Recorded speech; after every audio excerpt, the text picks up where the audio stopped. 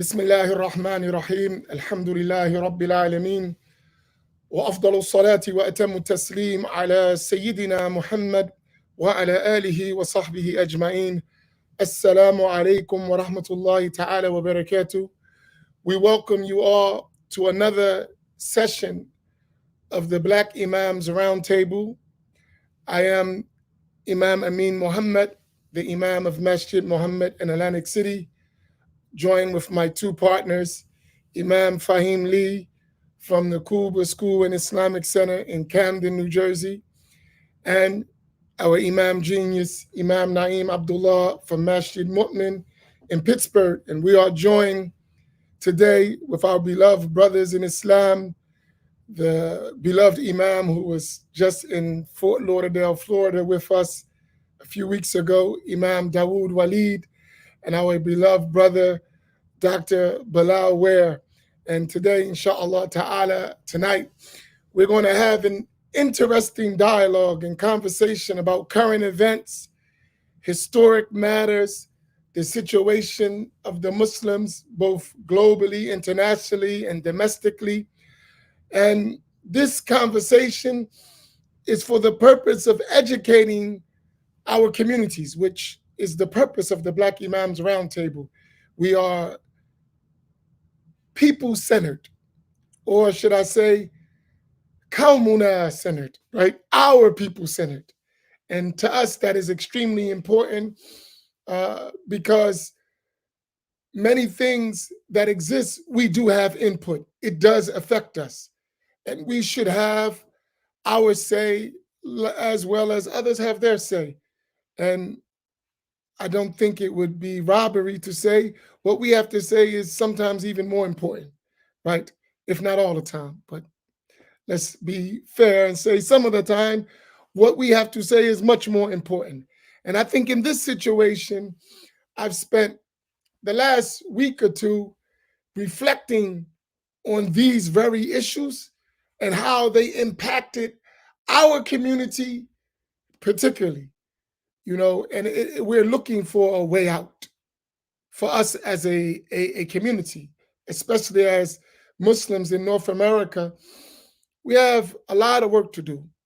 We have to reclaim our status that we had in the past when we rediscovered our Islamic roots as a collective body. I think that needs to be done. And we cannot do that without honest, sometimes, what word would I like to use? Challenging conversation. Sometimes these conversations are not the most comfortable for everybody, but you know, as Sister Soldier said, if the truth hurts, you'll be in pain. If the truth drives you crazy, you will be insane. I guess we're gonna have to live like that, right? But so, inshallah, not to take long, I just want to welcome y'all and feel free to join in. You have qualified people in this subject and in many other subjects from our community who have studied, who are educated. You know, let's take advantage of the opportunity where we can really, you know, as they say, get to it, you know. So I'm going to pass the mic to our beloved Imam Naeem, I guess, and then Imam Faheem, inshallah. He sent us to the store. You gotta go to the store, bro. There's nothing you can do about it. He pulled rank, young boy pulling rank. Go ahead. Bismillah. Alhamdulillahi Rabbil Alameen. Wa afdalu salatu wa tamu taslim ala Sayyidina Muhammadin wa ala alihi wa sahbihi ajma'in.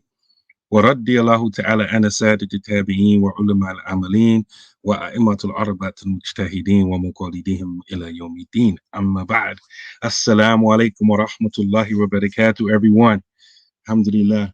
Before we jump right into our subject matter today, I want to remind all of you, family, to share, like and share this live stream. Tell everybody to come on in.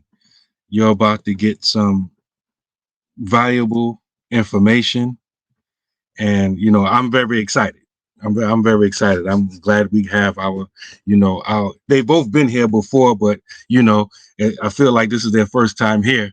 Imam Dawud and Dr. Bilal Ware, alhamdulillah. So I guess we'll jump right into it. Alhamdulillah. So tonight we're going to be talking about the history of Wahhabism. And just for context, and we talk about it a lot, but I want to remind us that when we say Wahhabi or Wahhabism, this is not meant to be some type of insult or some type of pejorative, like we just name calling someone. We're talking about a deviation from traditional or classical or Ahlul Sunnati wal Jamaat Islam. And it's not us common folks, but it's the scholars who gave this perversion of the Islamic religion the name Wahhabiyya or Wahhabism, because it is named after the one who perverted it, Muhammad ibn Abdul Wahhab. And he differed with the Muslims in many usuli or foundational issues, primarily having to do with the belief system. To say it another way, he created a whole new religion. And I wanted to begin with by mentioning a well-known hadith where the Messenger of Allah sallallahu alaihi wasallam was once making dua. He was making supplication, and he said, Allahumma barik lana fi shamina wa yamanina. Oh Allah, put blessings or barakah or bless our Sham. Sham is, Jordan, Palestine, Syria, Lebanon, that whole area. It's called Sham. So the Prophet sallallahu alaihi wasallam is making supplication for barakah to be placed in that area as well as Yemen. And when he said that, some of the companions said, Ya Rasulullah, wa fi Najdina? What about Najd? And Najd is the part of Arabia that's towards the east. And so when he was asked that, he repeated the same supplication, still omitting a Najd, right? And then he was asked the same question again, and this happened a third time. And then he said, Hunaka, there, meaning this Najd that you asking about, is going to arise, is going to be fitna and earthquakes and the Quran of Shaitan. And in some narrations, right, that he mentions two Qurans, right? And Quran can be, a lot of times people translate it as horn, but it also can mean time period or epoch, right? And many scholars of Ahlul Sunnah say that the first Quran is Musaylima al-Kadhab, Musaylima the liar, the false prophet. And the second Quran is Muhammad ibn Abdul Wahhab. So scholars have attributed that that hadith, the second epoch and the rising of Shaitan and the earthquakes and the fitna, to Muhammad ibn Abdul Wahhab, innovating in the religion, creating, in fact, a whole other religion. So I wanted to lay that context down, and I wanted to ask our esteemed guest a question. And I think this will be good so that you can understand. Many people ask, because now the last reports I've heard, the genocide that's taking place in Palestine right now, over 11,000, maybe by this time, maybe 12,000 people dead, over a third of them babies. And the Saudi state, as well as the other Arab states, they just cool with it. They just watching. They chilling.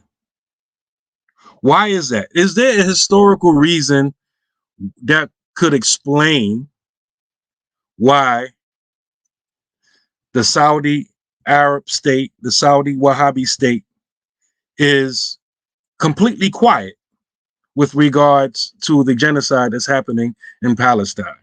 Is there some history, perhaps the history of how the Saudi state came into being and the creation or the setting or the establishment of the state of Israel? Is there some relationship there going on that we don't know about? Can either one of you or both of you explain it to us? Bismillah. أعوذ بالله من الشيطان الرجيم بسم الله الرحمن الرحيم الحمد لله رب العالمين الرحمن الرحيم مالك يوم الدين إياك نعبد وإياك نستعين اهدنا الصراط المستقيم صراط الذين أنعمت عليهم غير المغضوب عليهم ولا الضالين آمين اللهم صل على سيدنا محمد الفاتح لما غلق والخاتم لما سبق ناصر الحق بالحق والهادي إلى صراطك المستقيم وعلى آله حق قدره ومقداره العظيم. With permission from my beloved brother Imam Dawud, I'll start with the answer to this. So I made an Instagram post about this a few days ago that kind of starts us in on the question. And the way that I phrased things there was that I said the Saudi regime is Israel in a thobe, and it will absolutely never take meaningful action for Palestinian liberation. And the way that I want to elaborate on that particular point is that we know that the Zionist state, and first of all, before we go any further, may God give the people of Palestine victory against the wicked Zionist apartheid state. May God dismantle that apartheid state. May the Palestinian people be free from the river to the sea. May they enjoy the God-given rights that our Creator has granted to all of us, whether we are people who believe or do not believe we have rights. So may God give them a full and complete victory. May He hear the prayers of the oppressed and be swift in His judgment against the oppressors and decisive in His judgment against the oppressors. There's no other way to start this conversation except with that supplication. And we ask this by the rank of the messenger of God, alayhi afdal salatu wassalam. So with respect to this particular question, just as the Zionist state, so Zionism is a political project, late 19th century, European Ashkenazi Jews hunting for real estate, okay, is the short version of the story. And in the early years of the 20th century, they try this in Uganda, Madagascar. There's a couple of different places that are proposed. Palestine is the one that they're hoping for. And ultimately, with aid of the British Protectorate, they established this after World War II, essentially when Europe says to the Jews, you ain't got to go home, but you got to get the hell out of here. It's really, really important to recognize that this is an offloading of Europe's anti-Semitism problem onto Palestinian populations through the mechanism of the British Protectorate. And I want to go back to something that Imam Amin said, just as a kind of central educational point about why we pay attention to our scholars and our tradition. It was El-Hajj Malik Shabazz Malcolm X who first gave me my political education on how to understand Zionism. In Zionist Logic in 1964, he signals that this is an imperialist project that is carved out by the British Protectorate. And I found out through reading doctoral dissertations on Malcolm's field notes that Malcolm unambiguously identified Zionism as a white supremacist ideology, that it is it's European Jewry being given land by European imperial powers and dispossessing dark-skinned Arab populations. And indeed, in a 1963 interview, or 64 in Berkeley, he specifically refers to white Jews being given Palestinian land by white European powers. So understand that Malcolm understood this in the overall framework of white supremacy, and everything that I say about Zionism being white supremacy is derived from Malcolm's own understanding. But the important part for our conversation tonight is that this is not the only corrupt fusion of a false religion with political project that the British subsidized in this period. They also subsidized the creation of the Saudi state. And in order to understand this, you have to go back in time a little bit. Muhammad ibn Abdul Wahhab himself, really a student of Islamic law, not a scholar in any discipline, according to any of the traditional, metrics for a fully achieved scholar. In the 1740s, he contracts a basic agreement with the House of Saud, this Nejdi tribal chieftaincy. And the basics of the agreement are as follows. The theology of Abdul Wahhab says that most of the traditional practices of Ahlul Sunnah wal Jama'ah are heresy. They involve shirk. Veneration of scholars is now idol worship. And if you do not follow the narrow definition of creed that Abdul Wahhab proposes, then he can pronounce takfir upon you. And in his understanding of Islam, if you have gone outside the fold of Islam, your blood is now licit. So this is an incredibly, incredibly powerful tool for a tribal chief that wants to make himself into a little tyrant king, because it allows him to go to war with Muslim enemies and not take any prisoners, not take captives, enslave people, murder people. And that is exactly what happens over the course of the middle years of the 18th century, till the Wahhabis finally take the holy cities in 1802 and 1803.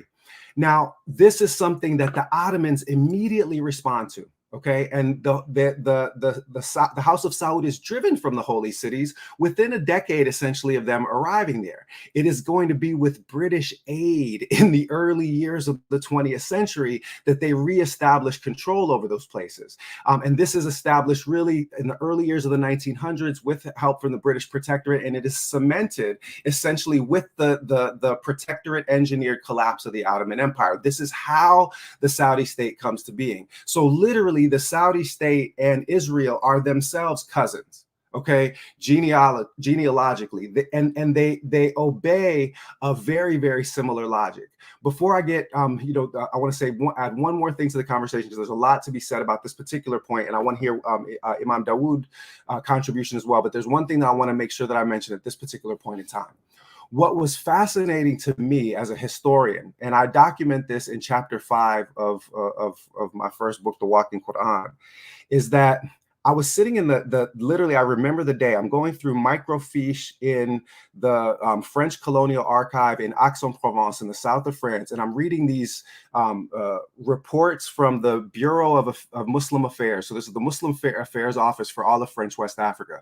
They have this office where they're monitoring the Arab press and deciding what things are going to be allowed from Arab newspapers into colonial West Africa. Spoiler alert, they don't let nothing in. It's a complete media lockdown, but they do go through the trouble of providing these press summaries of things that are taking place in the Arab world. What was fascinating to me is through the years 1924 through 1926, when the Saudis are actually establishing their Reconquista finally, I'm reading these press summaries of fatwas that are coming in from around the Muslim world, from Jakarta to Morocco, that are saying as long as these miscreants, as long as these deviants are in possession of the holy cities, the pilgrimage is not required of the Muslims.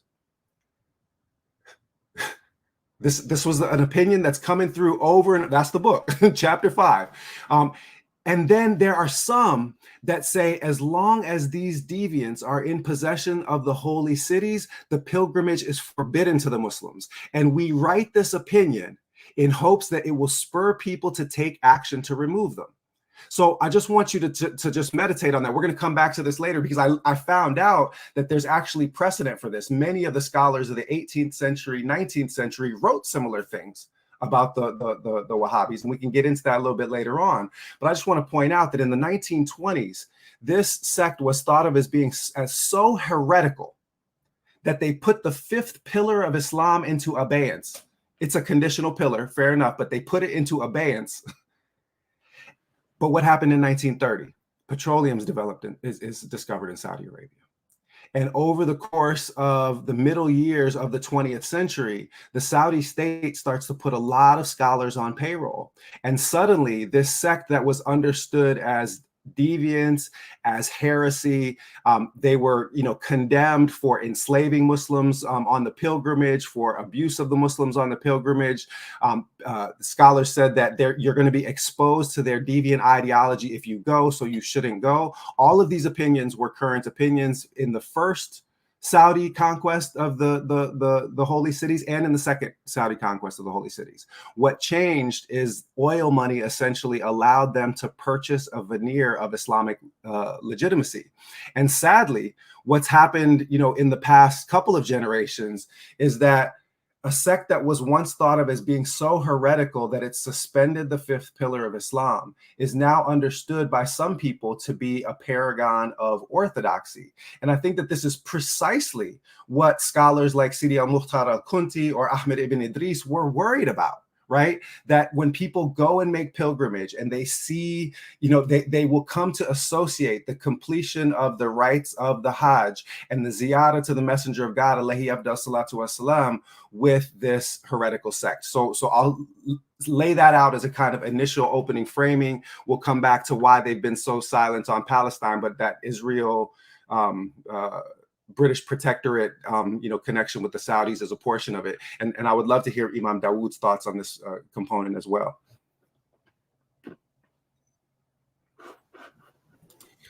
Bismillah ar-Rahman ar-Rahim. Alhamdulillah. Alhamdulillahi Rabbil Alameen. Wa salatu wa salam ala Sayyidina Muhammad. Al-Fatih lima ughliq wa khatir lima sabaq. Nasib al-haq bil-haq. Wa hadi ila siratillahi al-mustaqim. Wa ala alihi haqqa qadrihi al-azim. Wa la hawla wa la quwwata illa billahi al-azim.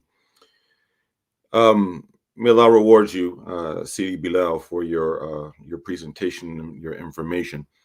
And what he said is extremely important. And some of what he said is probably new to you and shocking to most of you, that there were traditional ulama from the East and the West who gave fatwa, who gave religious opinions, saying that while the Wahhabis are control of the two sacred precincts, that they encourage Muslims or told Muslims not to make Umrah and Hajj. And in those reasonings, number one, there were literally Muslims who were free, who were only being robbed or enslaved. And you know who was being enslaved, people looking like us. That's the first. Then the second thing is, of the opinions that Sidi Bilal has, it was also that another reason was that they were scared that the awam, or the laity, the common Muslim, would go there and they would get their beliefs corrupted by their preachers and by their propaganda and their literature. So in order for one's tawheed and one's spirituality not to be corrupted, that they were dissuaded from going. So those are of the reasonings within those fatwa. But I want to go back, and I'm going to be short, at least for this very beginning, but I'm going to say something that's maybe painful for some of you to hear, especially those of you who are Arabs. Now, Dr. Ware mentioned the Unholy Alliance between Al-Sheikh and Al-Saud. That was the two groups of people that made the agreement to come together for Saudi Arabia, which is the only country in the world named after a family, by the way, the family of Saud. So Al-Saud was the political, the agreement to be the political authority. Al-Sheikh is the religious authority. So every Grand Mufti of Saudi Arabia has come from Al-Sheikh except Mufti bin Baz. So these are all descendants of Muhammad ibn Abdul Wahhab. Like the current one, Abdul Aziz Ali Sheikh, he is of the Dhurriya, or descendants of Muhammad ibn Abdul Wahhab, right? And they made this agreement, and they Wahhabis existed before the British, but it was the British that gave them help. The Wahhabis tried to rebel against the Ottoman Turks, and they were unsuccessful. But with the help of the British, with armaments as well as cash flow, fulus, money, dough, that they were able. Now, and then these new nation states were cut up after World War I. Basically, British created countries. There was no such thing as the United Arab Emirates. There was no such thing as an independent country called Kuwait. Kuwait was historically part of Iraq. There was no country called Saudi Arabia. For that matter, there was no country called Lebanon. As Imam Naim said, Hafizullah Ta'ala, it was all Bilal al-Sham, right? These are new countries that are about 100 years old. But this is the painful part. A group of Arabs sided with the British against their Muslim brothers, the Ottoman Turks. And the Khilafah fell, the Ottoman Empire fell 99 years ago. 2024 will be the 100-year anniversary of nothing called outward Khilafah or outward Muslim rule. And also next year is the 60th anniversary of the martyrdom of Malcolm X. Keep that on your calendar. 2024 is the 60th anniversary of the martyrdom.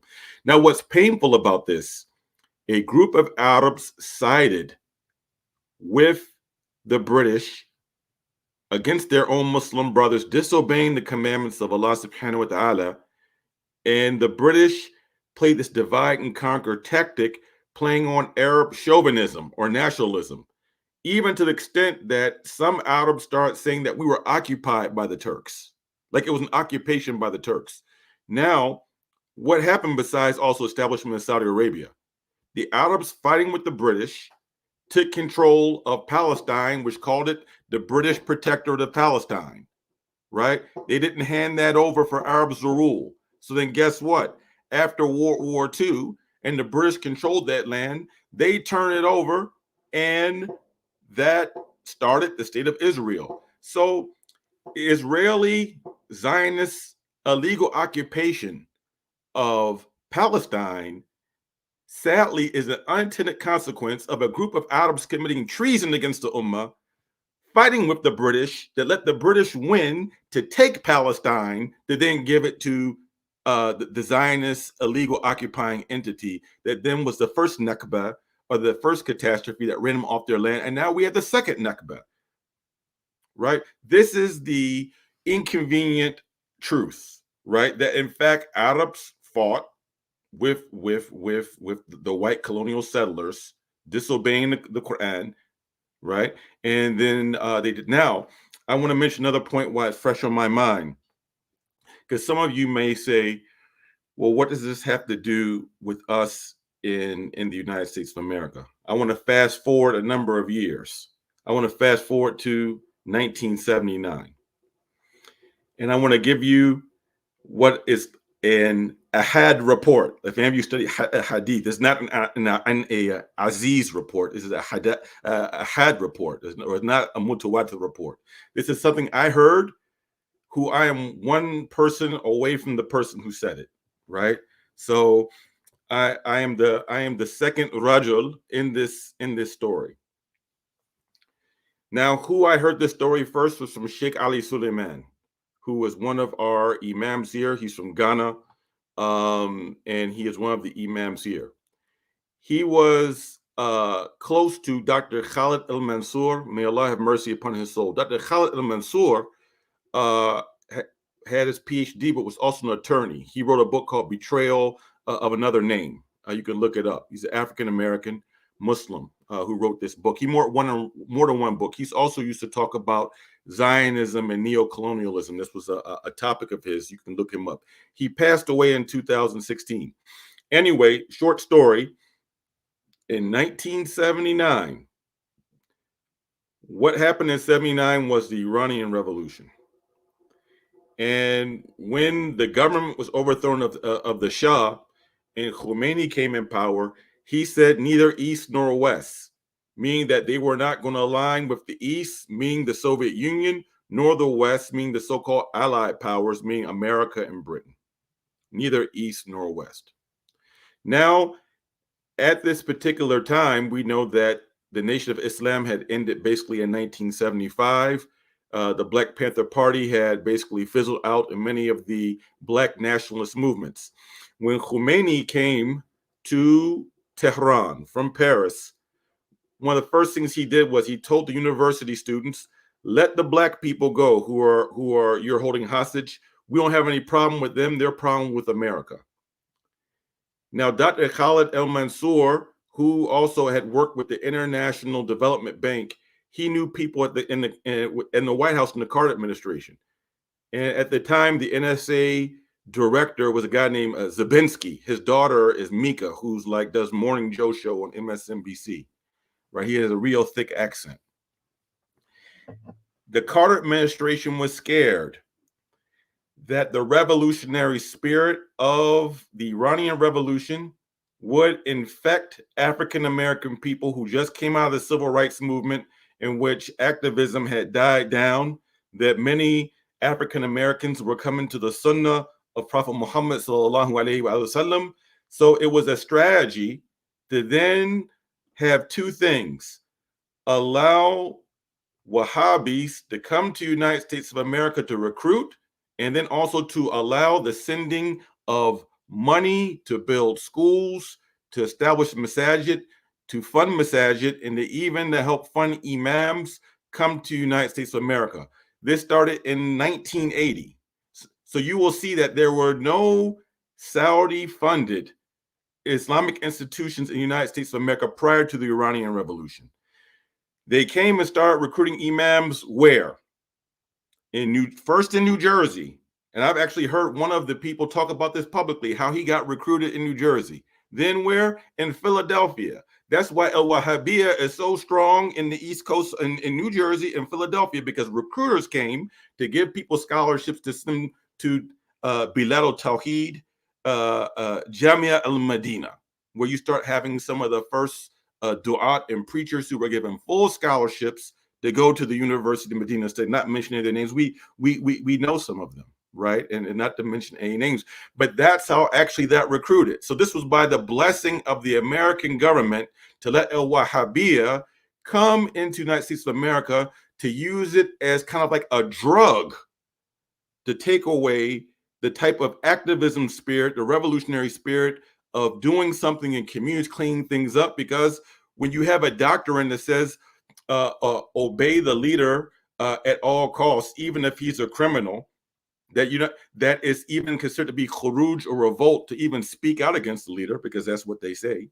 Then they tell you you can't even protest. And I've written about how I disagree with Black Lives Matter as an organization, but they say you can't protest against police brutality or a Black Lives Matter march. That's haram. They literally said that after George Floyd was killed, right? Then you'll see the nexus and the connection between Al-Wahhabiyya and what it did over there, and Al-Wahhabiyya and how it affects here, to the extent that you have ninja Wahhabis on social media. Y'all know what I mean when I say ninjas, who are right now telling you it's even haram to even protest or to say anything in favor of the Palestinians. Oh, because that's Hakimiyya. That's Hakimiyya. Oh, you gotta stay from that Hakimiyya. Oh, that's deviant. Or if you protest for Black people, oh, that's Qawmiyya. That's Qawmiyya. Oh, that's nationalism, mahi. Stick to Tawheed. And then also one other point to get back to how the Wahhabis, go to a point Dr. C.D. Bilal said, how they were able to revolt against the Ottomans, who were Maturidi in Aqidah, Hanafi in fiqh, and Naqshbandi in tariqah, right? Because when you have traditional Sunni Islam has all these, you have creed, you have a madhab, and you have tasawwuf. This is what real this is what traditional Sunniism is, right? They pronounced takfir over the Ottomans. That's how they were able to revolt, because once they say you've violated one aspect of their Trinitarian Tawheed, then your blood is lawful, and then they can kill you. So that's how the Wahhabiyya was able to revolt against the Ottomans, because they declared them to be heretics. But I guess the British weren't heretics, right? but they revolted against the Turks. And then you see the manifestations of this even in groups like Daesh today, so-called ISIS Daesh. If you notice, Daesh and so-called ISIS have never tried to bust a grape against Israeli occupation. They only kill Muslims. And their franchises like Boko Haram, they'll go and kidnap Muslim girls to do a suicide bombing in Nigeria or in Somalia, because they claim to have subsidiaries, they're franchises, right? They'll kill Muslims. They'll blow up the qabr of Imam Ninawi in Syria. They blew up the qabr of Nabiullah Yunus alayhi salam in Iraq. They'll blow up the qabr of prophets. They blow up the qabr of awliya. They'll kill Muslims. They'll enslave Muslim girls, right? But they'll never bust a grape against illegal occupiers, right? So that shows you the plan. That shows you how the British, you know, their seasoning is all up into the Wahhabi cake, you know, the Wahhabi dish. All of their seasoning is up in there.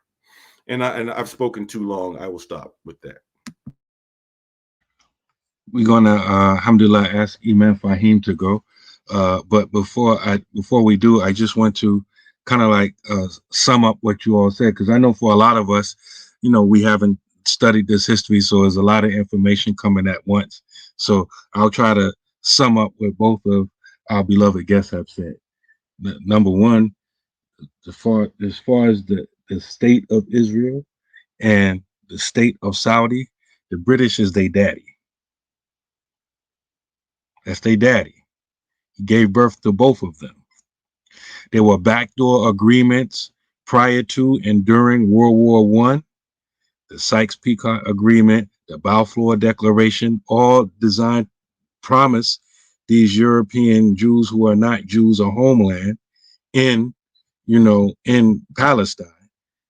And then when World War I kicked off and the Ottomans, who were aligned with the Germans,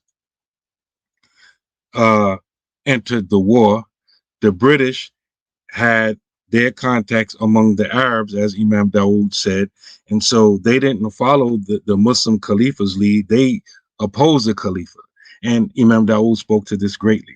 So inside of this big World War I, you have a little war going on, and you have what they call the Great Arab Revolt, which took place. They actually prevented supplies from reaching the Ottomans by means of a railway, right? So this is happening in World War I. So World War I ends, and the British get control of that whole area, and they begin to carve it up, like Imam Dawud says. And they give it to all of their Uncle Toms who worked with them amongst the Arabs from the Sharif family, Sharif Hussein. But they say, you can't get this little area right here. This area that y'all call Palestine, you can't get that. We holding that for something different, right? So some decades pass, World War II starts. They created a boogeyman. His name is Hitler. He's targeting these European Jews who are not Jews, right? And they said, like he said, I don't know where you're going to go. Y'all got to get the hell up out of here. I said, oh, that's right. We got a homeland. Let's go there, right? So they made a massive exodus to Palestine. So not even a few years after World War II ends, they said, hey, you know, we declare ourselves a state, 1948. So the same process that created Israel, the same process and the same people, the British, created Saudi Arabia. Sharif Hussein declared himself the king of the Arabs. They said, boy, we ain't tell you to do that. Ibn Saud, get him.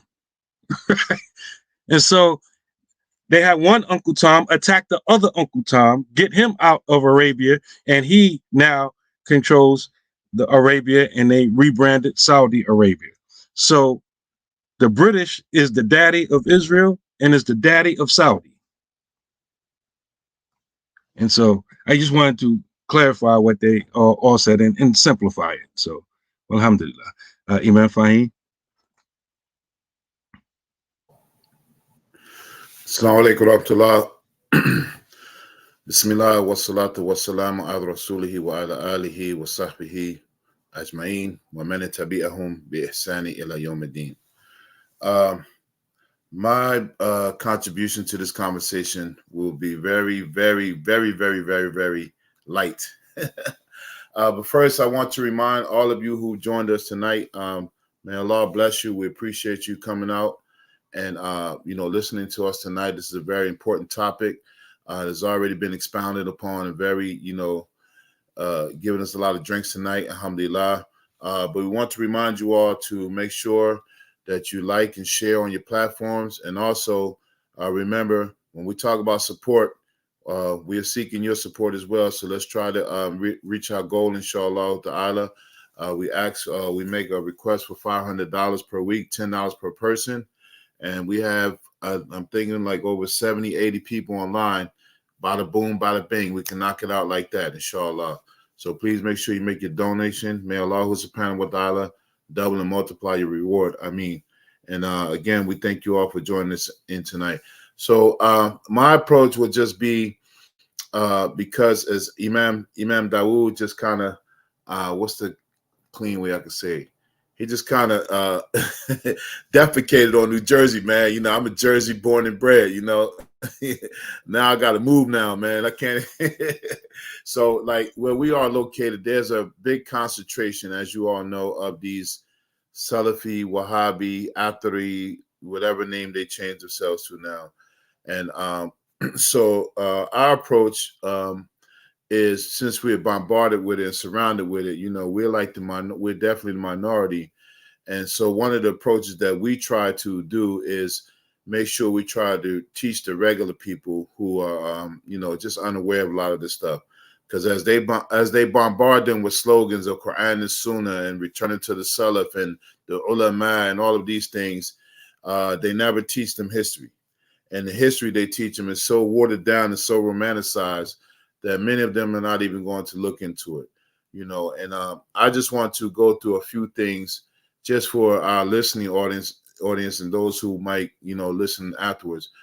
That when you look at a regular biography of Ibn Abdul Wahhab, you know, some of these things you got to read through the lines, and that's like the approach that I try to take, because many of these people, they don't really know what they're following. It sounds good, you know, when somebody's reciting that verse, and you know they went to a university and such is the Grand Mufti and the Grand Sheikh, and you know all these titles sound good, and in reality, as one professor said, you know, it said that a person's how does she put it? She said that somebody that they consider a sheikh is just a professor in a university. Like, you know, because what an alim is and what a sheikh is way different from someone who is teaching in a university, and they are hard pressed to have any people like that. Even the big names that they promote all the time, you know, or they kibar or ulama, you know, and they're really not qualified to do anything except, if they can even do that, just pass on fatwa, you know. So just a couple of things as you, because you'll see these things in the biography of Ibn Abdul Wahhab. And so I'm just taking this from Encyclopedia Britannica, right? And just because all of these things are the same, but when you read it from the Wahhabi sources, you know, it's a little more flowery and more romanticized, you know, that he, how's those words that they use? That he was calling to the truth, and, you know, and he was fighting against the polytheists, and he was purifying the land, you know, from shirk and all that nonsense, right? But just a couple of things that you read about him. He says, the first thing he says about when he was born, and then it says, he was the founder of the Wahhabi movement, which attempted a return to the principles of Islam as practiced by its early forebearers. And so that's the first red flag, is that, you know, people who are, you know, influenced by this Wahhabi movement, you know, especially in our area, you know, ask some of these people who are, you know, propagating this dawah, how is he connected to the Salaf? You know, what Sunnah does he have that reaches back to the early generations? You know, and you'll always find, and as we all know, that he only refers to Ibn Taymiyyah and Ibn al-Qayyim, that he himself said that he preferred their rulings over everybody else's, even when the scholars presented to him the rulings of the Salaf, of the righteous scholars of the past. You know, the second thing I'm reading in here, they said he completed a formal education in the holy city of Medina. And then he said he lived abroad for many years. So he traveled to Iraq, and he was in Basra and Baghdad. And this is where he started, you know, having his own kind of thing where where it says in Iran, he began to teach against what he considered to be the extreme ideas of various exponents of Sufi doctrines. So he was against one of the main sciences in Islam, tasawwuf, and maybe because he didn't have the training, he didn't understand what it was, you know. And so I don't know what this preach against it was, you know. And so it says when he came back from Iran, that he wrote his I guess his book Kitab al-Tawhid, and it says this is the main text for Wahhabi doctrines. And it says the centrality of the Tawhid principles to his way of thinking led Unitarians or those who assert Tawhid. So the first thing is that he developed something in his mind as a meaning without consulting any ulama. So, and this way you make the connection to Wahhabis now, where they have this maverick kind of ideology where, you know, I can just go to the Quran and Sunnah and I can extract the proofs, and whichever ones are most authentic according to my, you know, how I pick and choose, then that's what I'm going to rely on. And so that comes from that history as well. Then it goes on, it says he wrote this book, which is like a pamphlet that many scholars during this time criticize him. And I was reading this book, we shared it last week. It said was Wahhabism. And so many of the scholars in that book, they were mentioning, like, you know, this stuff is like pamphlets, like this is not scholarly writing, you know, and he was accused of that.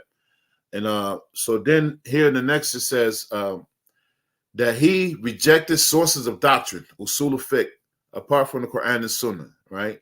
And then it says, well, so this is the first thing he, you know, they didn't rely on ijma, and so he relied on the Quran and the Sunnah according to his understanding, or what he would rely on Ibn Taymiyyah and Ibn al-Qayyim's understanding, and then in many instances he departed from their understanding. So he took some of the things that they and then that's he made a clear stand against traditions and practices not rooted in these two sources, characterizing them as innovations in Islamic faith. So this whole thing about bid'ah, and you know, this is something that Wahhabis, Salafis, and whatever strands they have, everything that they can't find a clear, explicit statement for, they consider that as bid'ah. And so, you know, they always say this is bid'ah. You know, this is not in the foundation. The Prophet Islam didn't do this, nor his companions. And we know that this is the meaning of bid'ah is way more expansive than just what the Prophet Sallallahu Alaihi Wasallam didn't do, you know. And so then the next part of it, you know, you all can read this yourself. I'm just, you know, reading through some of the watered down stuff. And so then it says, Wahhabi doctrines therefore do not allow for an intermediary between the faithful and Allah, and condemn any such practice as polytheism. And so this is one of the main arguments that we have with them, that where these issues of istighatha and tabarak and tawassul, that he by himself, he wasn't a mujtahid, you know, he didn't have the qualifications to make those judgments. And so it was implicit takfir to say that these Muslims who were practicing these who are doing these practices that had plenty of blessings in them, and that also incidentally that no one from the Salaf, even some scholars who say that istighatha is makruh and some said that it's haram, none of them said that it takes you outside of Islam, you know. And so he came and said that, you know, if you seek an intermediary, and it says in his one of, I think his books, the Nullifiers of Islam, he says straight away that seeking an intermediary between you and Allah is shirk straight away without any context. And now you hear these people parroting this today, that anything that you do outside of, you know, legislative worship, they say is shirk, you know, without any context and not really defining what shirk is. And as we know, that shirk comes with a belief, you know, that a person, if they make partners with Allah subhanahu wa ta'ala, is not necessarily the action, but what's the belief connected to it. And so that's very important, that he never made that distinction. And then he just condemned all of these people to hell, you know, because how did he know, how did he determine if all of these people was, you know, committing shirk and they believed that they were making a partner with Allah, or they believed that an action that they were doing in and of itself had the power to harm or to benefit them. So that's one thing. And I'm sure Dr. Ware and Imam Dawud is going to touch some more on these things because we have a few questions. And I just want to give a couple more examples.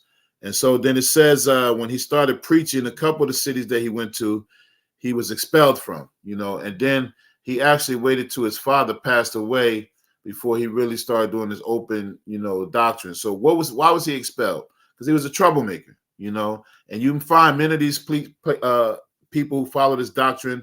They come into the community, they tell you what's authentic, what isn't authentic, and they start undermining the administration. They start going against the imams. They have secret meetings where they're plotting to overthrow the people because they don't say shirk nowadays like they did. They just say you're upon bid'ah, and then, so they plot to overthrow the administration, whoever's currently in charge. And that is the trait of the Khawarij, to undermine authority. And so all of these things, when you see them today, you can trace it right back to Wahhabism. And this last thing I'll say, and then you notice, I think Dr. Ware alluded to this, that when Ibn Abdul Wahhab was making his da'wah, he considered all of the lands that have been holding up Islam for centuries, he considered them the land of the disbelievers and encouraged his followers not to go there. So where did he get the authority, to decide that the land of the Muslims who upheld the Islamic tradition, where many of the great scholars, non-Arab scholars, in Iraq and Yemen and Africa and all over, who held up the Islamic tradition for centuries, he declared them to be disbelievers. And he told his followers to not travel through the land, not to travel to those lands, like particularly like in Egypt and stuff like that. So, and so then, when you put all these pieces together, this movement started with a man that in his own mind came up with a concept about what is pure Islam. And then if you look at all of the, the people who have went astray with different movements and different groups and different leaders, they all came up with this kind of concept that they had to purify or reform what was already existed, and that's part of the deviancy too, to break away from the tradition that's already been established. It was one more thing I want to read on here before I pass it. I'll read through it. What it says. Okay, he said that he started promulgating his teachings in the town of Huraymilah around 1740, and his father had, after his father passed, it says that he was rejected by local Hanbali officials and he was expelled from the town. And so Dr. Ware touched on this, is when he got expelled, and then he met up with Ibn Saud. And another thing that people should ask when you talk to these Wahhabis, Atharis, Salafis, or whatever they call themselves, how come you don't hear much about Ibn Saud? Except that who his family is and his progeny is, but how come you don't find out who he is? I was talking to one of these guys one time and they said, yeah, he was the ruler. He was the ruler in his town. I said, no, man, he was like what's equivalent to a gang leader in his region. That don't make him the ruler. They had a ruler there. They had the Ottoman Empire there. They had authorities there. They had judges. They had a mufti there. How come if he saw this in those biographies, and one of them says that he saw these people, they were steeped in polytheism. He said that the Muslims were steeped in shirk 1,000 years after the time of the Prophet sallallahu alaihi wasallam, when shirk was eradicated, when the Prophet sallallahu alaihi wasallam conquered Mecca. He's saying this now, these people are steeped in polytheism and he has to take them to war. And that's another thing. They're with that ideology, their assault is always on Muslims and never on the non-Muslims. And then you see a few years ago when they felt a threat coming from Yemen, they dropped bombs on Yemen. They dropped bombs on Yemen. You didn't even know that Saudi had any kind of real power except for their money until Yemen is threatening their leadership or any other country. And they drop bombs on innocent people. These are the bombs that we need now. the bombs that we need now. So, but they never do it against the Zionists, you know. And so some of these things, when you read these biographies, and just for our listening audience, mostly, you know, dissect some of these things and see how it's coded language in there about all of these deviant things and these atrocities that come from this movement, and how it's continued up until this very day, and that is cloaked in, you know, following the Quran and the authentic Sunnah, and, you know, staying away from innovation and shirk like that. And, you know, it's really hard because it has impacted our people so bad that, you know, I mean, we got people, we got the same kind of struggles in New Jersey. You know, in this area, you'll have a brother or sister who will look at you. You look like a Muslim, you know, you give salams, and they won't give you salams, but then they're going to a liquor store, they're going to a club, they'll talk to a non-Muslim about sports all day long, but they won't give you the salams because to them, they are, you know, giving salams to the people of innovation, you know, and which extends from, it would be the same thing as giving salams to a person who's committing shirk. You know, they just kind of change the thing. So it's really horrible. I'm glad you pointed that out, Imam Dawud, because it's horrible. You know, in Philadelphia, and I have to say this, in the Philadelphia area, in our area, in Camden, New Jersey, they have the worst kind of Salafis. You know, the Medkhalis, you know, the Medkhalis to the Salafi movement are like what the Irish are to the Europeans, you know. And no disrespect to anybody Irish, but, you know, this has been going around, you know. But that's how they are. They're like the worst. You know, these people are, and even anybody who goes against them, and you see some of these people online. One recent guy, he got beat up in the UK. He's always online talking trash. Shamsi, right? And I think he might have staged it, to be honest, you know.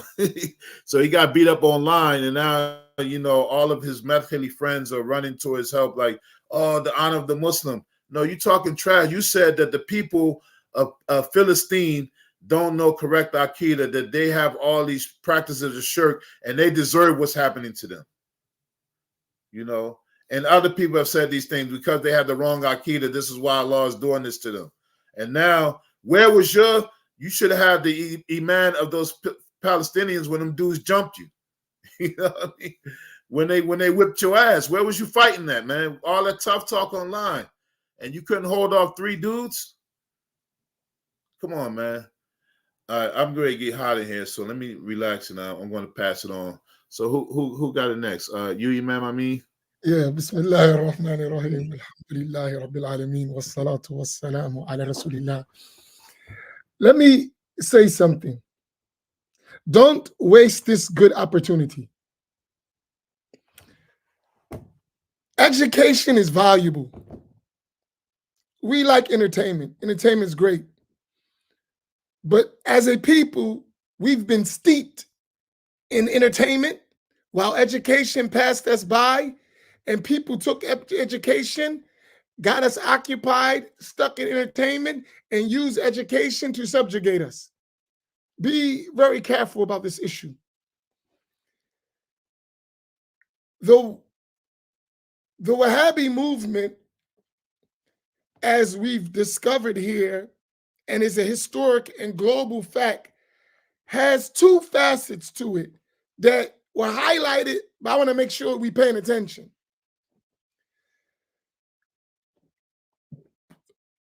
It is first a political movement, and secondly, a religious movement used to substantiate the objectives of the political movement. Keep this in mind.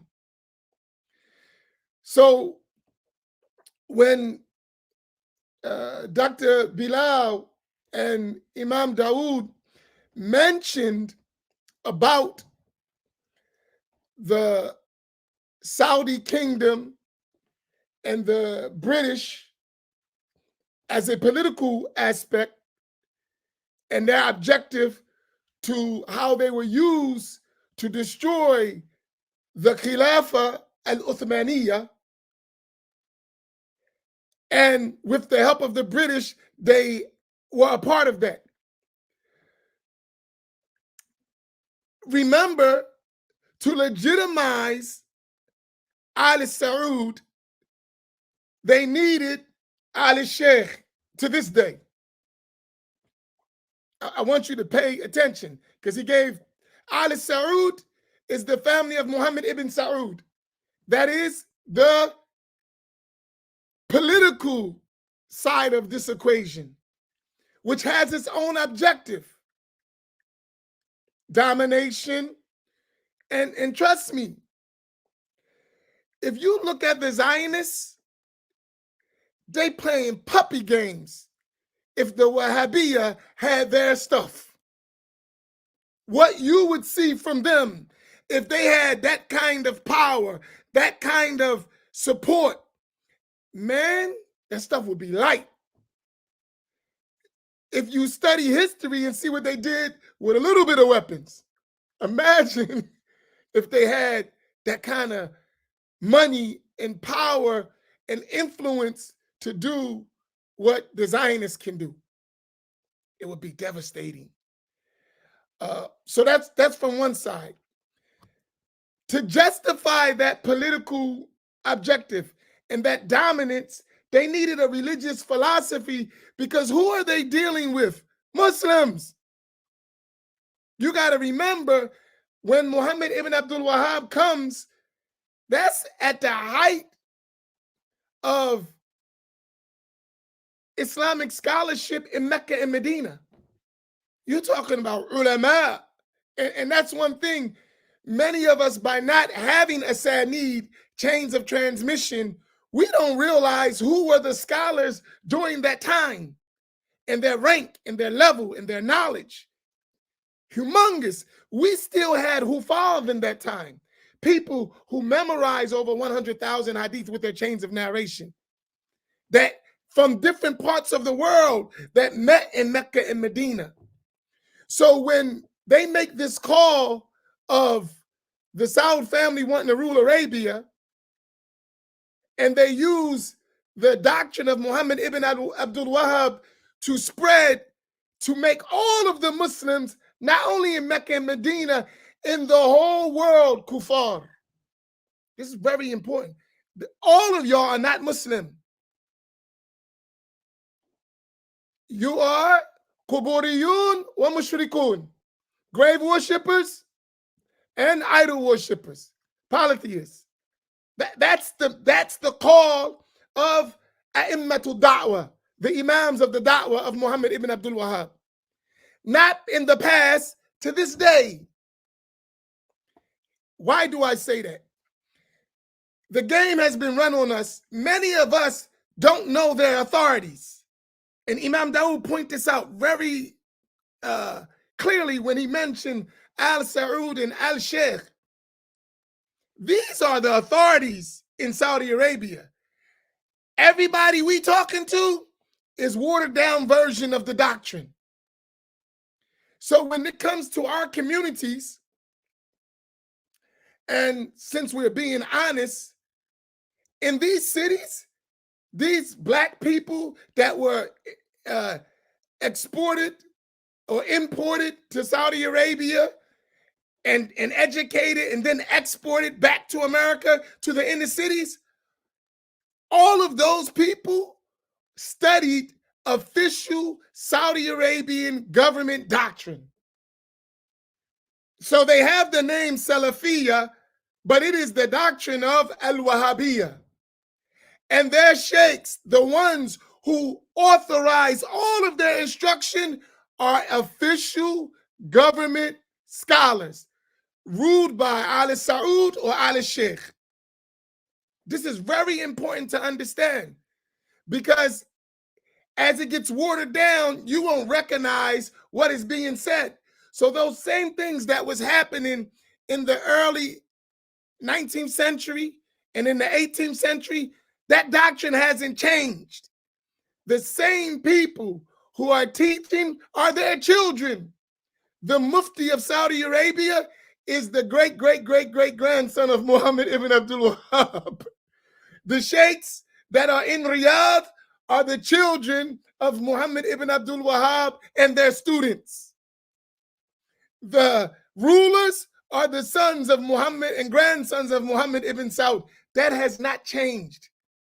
So everyone who goes, they are actually learning the same doctrine that was used to destroy the Islamic rulership.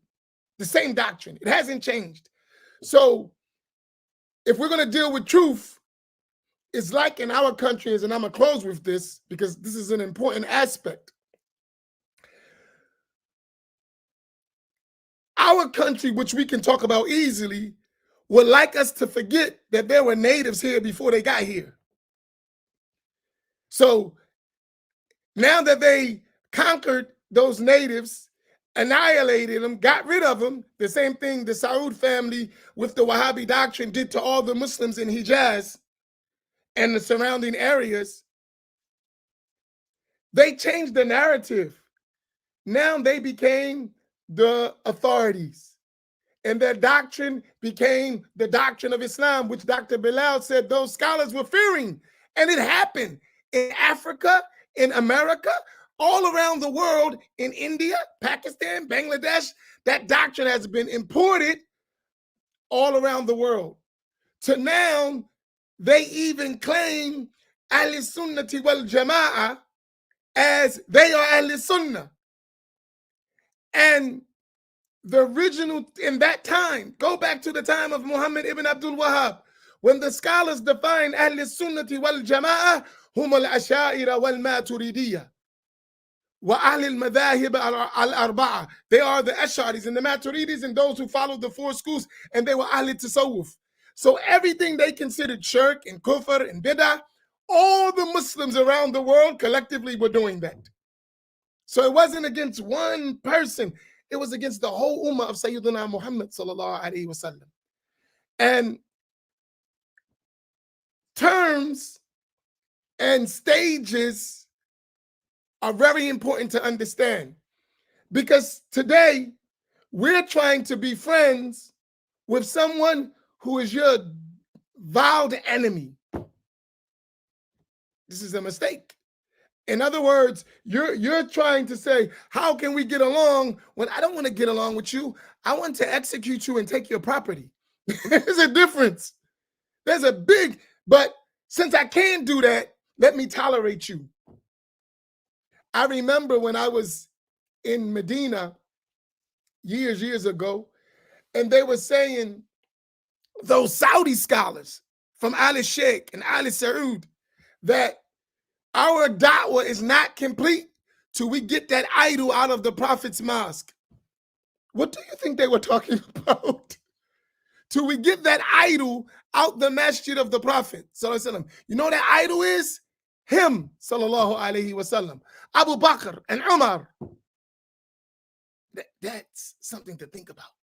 Our da'wah is not complete till we get them that idol out of the masjid.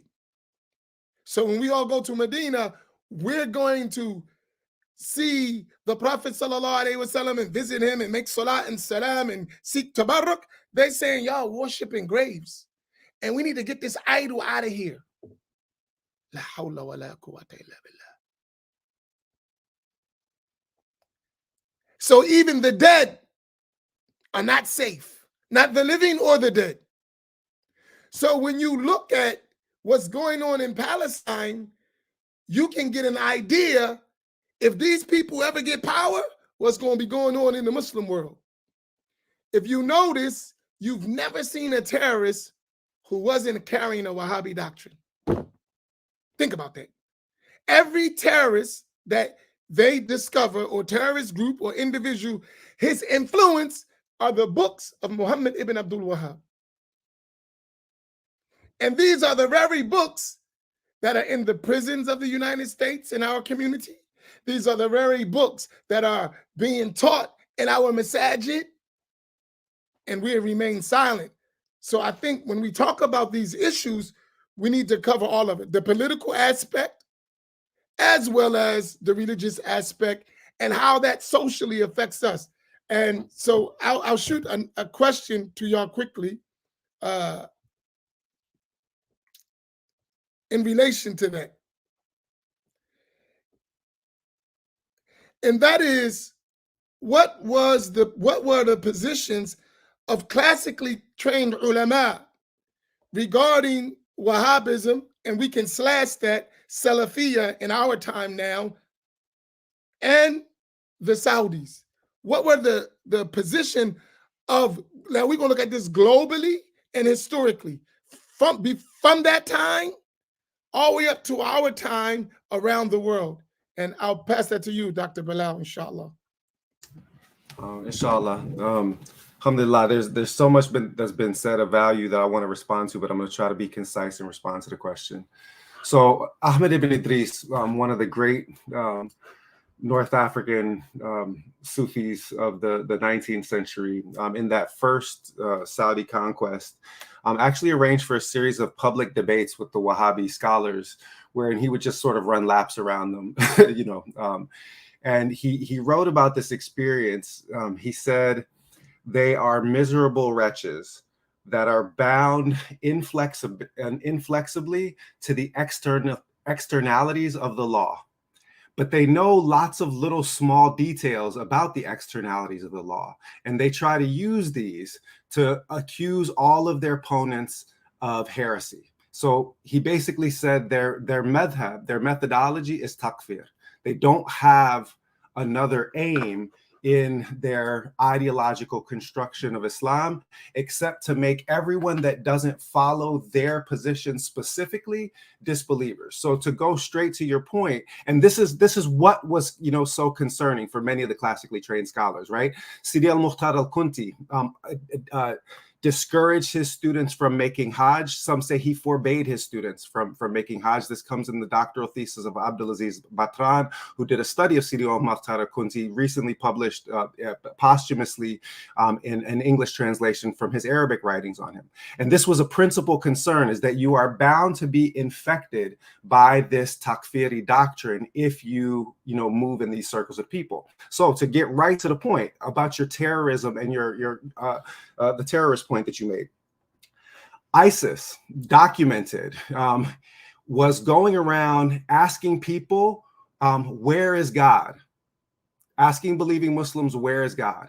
And if you didn't say sitting on the throne, they would execute you. Okay. Now, this was reenacting something that took place in the 18th century first Wahhabi conquest as well, where they said, where is God? And if you didn't answer sitting on the throne, then they considered you a disbeliever that did not follow their sect. Your blood became licit. They made war with you. And it's very important. They killed people, yes, but they also disinterred people. They burned books and they disinterred scholars. And there's a very deep symbolic importance in this, is that they want to show you that we define what Islam is from now on, not your books, not your teachers. Okay? Not your books, not your teachers. We're going to bury all of that, and we're going to tell you what your Islam is. And that went so far, by the way, to in the 1920s, they actually attempted to disinter the messenger of God, alayhi afdal salatu wasalam, and destroy his tomb. And at that point, King Saud himself directly intervened against the military arm of the Wahhabi movement, the Ikhwan, to say, no, that's a step too far. And wallahi, thank God he did, right? Because they literally would have disinterred the messenger of God, alayhi afdal salatu wasalam, because it's that quote unquote idol that you were talking about. Now I'm going to tell two stories here, so bear with me. With respect to this first point, sitting on the throne, these people are anthropomorphists. That's the first thing to understand about their theology and a kind of basic corruption of it. So Sheikh al-Islam Ibrahim Yas, born 1901, 1975, great Senegalese scholar, published at least 111 books in the Arabic language. His branch of the Tariqa Tijaniya brought 50 million people into the path of Tasawwuf just during his lifetime. He leaves an account of a discussion that he has with the Grand Mufti of Saudi Arabia, this Wahhabi scholar. He said that this man kept following me, and I was trying to make tawaf around the house of God, but he kept following me, pressing me, asking me questions. So finally I sat down and let him ask his questions. And he said, what is your opinion regarding God's positionality. He said, as for us, we believe that if you don't say that God is sitting on the throne, and Shaykh Ibrahim specifies, he said, the man said, Jalasa al arsh, sitting on the throne, not istawa al arsh, Jalasa al arsh, that if you do not say that God is seated upon the throne, then we consider you deficient in your belief or even a disbeliever, is what the Grand Mufti of Saudi Arabia said. So again, replaying this anthropomorphic creed test that for him is going to put somebody either inside or outside of Islam. So Shaykh Ibrahim schools him real quick. And he says, okay, the man continues, the Grand Mufti of Saudi Arabia, he said, as for us, we say that, God is seated on the throne. If you don't say God is seated on the throne, you're a disbeliever. So Shaykh Ibrahim says, yes, I've seen 10 times in the book of God where God mentions his throne. I've seen one time in the book of God where he mentions his kursi, and we believe in that. We believe that God is established on the throne. God definitely has a throne. God also has a house, and here we are seated next to the house. But if you were to go inside God's house right now, would you find God inside? So the Grand Mufti of Saudi Arabia is flummoxed for a minute. He said, okay, fine. He said, well, we read in the Quran that God has a she-camel. It is the she-camel of Allah. Give her to drink. But have you ever seen God riding a camel? Again, the Grand Mufti of Saudi Arabia is flummoxed by the question. So then Shaykh Ibrahim continues the lesson. And he says, well, if it is the custom ordinarily of people to be either inside their homes or upon their mounts, then how do you know at any particular given moment that God is established or seated, as you say, upon his throne? So the man was quiet and he went away. He said he came back a few minutes later. He said, well, then what do you do with the hadith that in the last third of the night, God comes down to answer the prayer of the one who supplicates to him, to hear the call of the one who calls upon him, and so forth? And Shaykh Ibrahim says, we believe that. And as Ahl Tasawwuf, we rise in the last part of the night and we call upon our Lord. But God also says in the Quran, using the same word, descent, that God descends. God says in the Quran that he descends upon us 8 types of livestock, 2 of the camel kind, 2 of the goat kind, 2 of the oxen kind, and so forth. In Surah Al-An'am, God descends these animals upon us, even though we see their mothers giving birth to them every day. So what's the meaning of the descent? And the Grand Mufti of Saudi Arabia says, we don't know. He says, if you don't understand the descent of camels and cows, how can you understand the descent of your Lord? Here's his point. If you attempt to reason in human terms about the divine essence by assigning it bodily attributes, that God has a buttocks that would be seated, astaghfirullahul azim, God has a buttocks that would be seated upon a throne, then you are by definition a deviant. So that position has not changed from any of the classically trained scholar, from Ahl Sunnah wa Jamia, from the beginning of the time of the Wahhabi movement with Sidi al-Mukhtar al-Kunti and Ahmed ibn Idris, through somebody like Shaykh al-Islam Ibrahim Inyas, and that position will not change. Their creed cannot be accepted by people who follow traditional Islam. And I'll end with this anecdote. If before the rise of the Wahhabi movement, the first version of it in the 18th century, if you had asked any scholar anywhere in the world, what is tasawwuf? 98% of them would have answered it is the branch of the Islamic sciences that is so associated with spiritual purification or ethical purification and spiritual realization. Is the fulfillment of Maqamatul Ihsan, the station of Ihsan. It fulfills the condition of Ihsan in the Hadith of Gabriel that gives us the basic contents of the religion. It is a discipline of the Islamic religious sciences. That changes with the Wahhabis, and all kinds of practices change with them. So the last story that I'll tell is of a sheikh called Ma'an Sunyang. When I met him, he's from the Gambia. He was in his 80s. He told me about making pilgrimage in 1978, and he sat down next to the tomb of the Prophet alayhi abdul salatu wasalam and started making supplication. And one of the men that was there hit him with a stick, called him Abid, and said, nigger, don't you know the Prophet's dead and can't hear you? That this is the way that the humble, pious supplication next to the grave of the Messenger of God, alayhi abdul salatu wasalam, has been treated by these people. Their aim and goal is to cut off our spiritual connection with the best of creations. That is the aim of this doctrine. Other people can talk about it in the chat or in the conversation about how that has been weaponized against our community specifically, and certainly jailhouse Salafism is a scourge in many basic ways on the American Muslim community. But this is a spiritual attack that is designed to break our connection with the Messenger of God, alayhi abdul salatu wasalam, and also cause us to have plainly incorrect beliefs about God Most High, so that we cannot connect with Him. If I may, before Imam Dawud goes, I want to say something, because sometimes in the chat, and this is very a problematic thing, language, right? When we talk, we have to understand that the revelation, Al-Quran al-Kareem, that was revealed to Allah Tabaraka wa Ta'ala, and that which was given to the Prophet Sallallahu Alaihi Wasallam, which is an unrecited form of revelation, as Allah said about the Prophet Sallallahu Alaihi Wasallam, وَمَا يَنْتِقُ عَنِ الْهَوَىٰ إِنْ هُوَ إِلَّا وَحْيٌ يُوحَىٰ, that the Prophet doesn't speak from his own, rather it is revelation given to him. And he said, أَلَا إِنِي أُوتِيتُ الْقُرْآنَ وَمِثْلَهُ مَعَهُ, verily I was given the Quran and something like it with it. There's always going to be a loss of meaning when we translate. Keep this in mind. So you need to understand meanings more than words. It's very important to understand what is intended. Here, what the Wahhabiyya have done is they took meanings that they gave and made those meanings revelation. I want you to understand that. They took meanings that they defined and made those meanings revelation. Let me say it another way.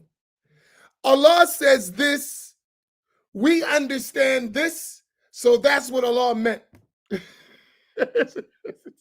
It's very tricky. Allah revealed this, we understood this, and hence this is what Allah meant, what He intended. Example, as Dr. Bilal was mentioning, Allah said,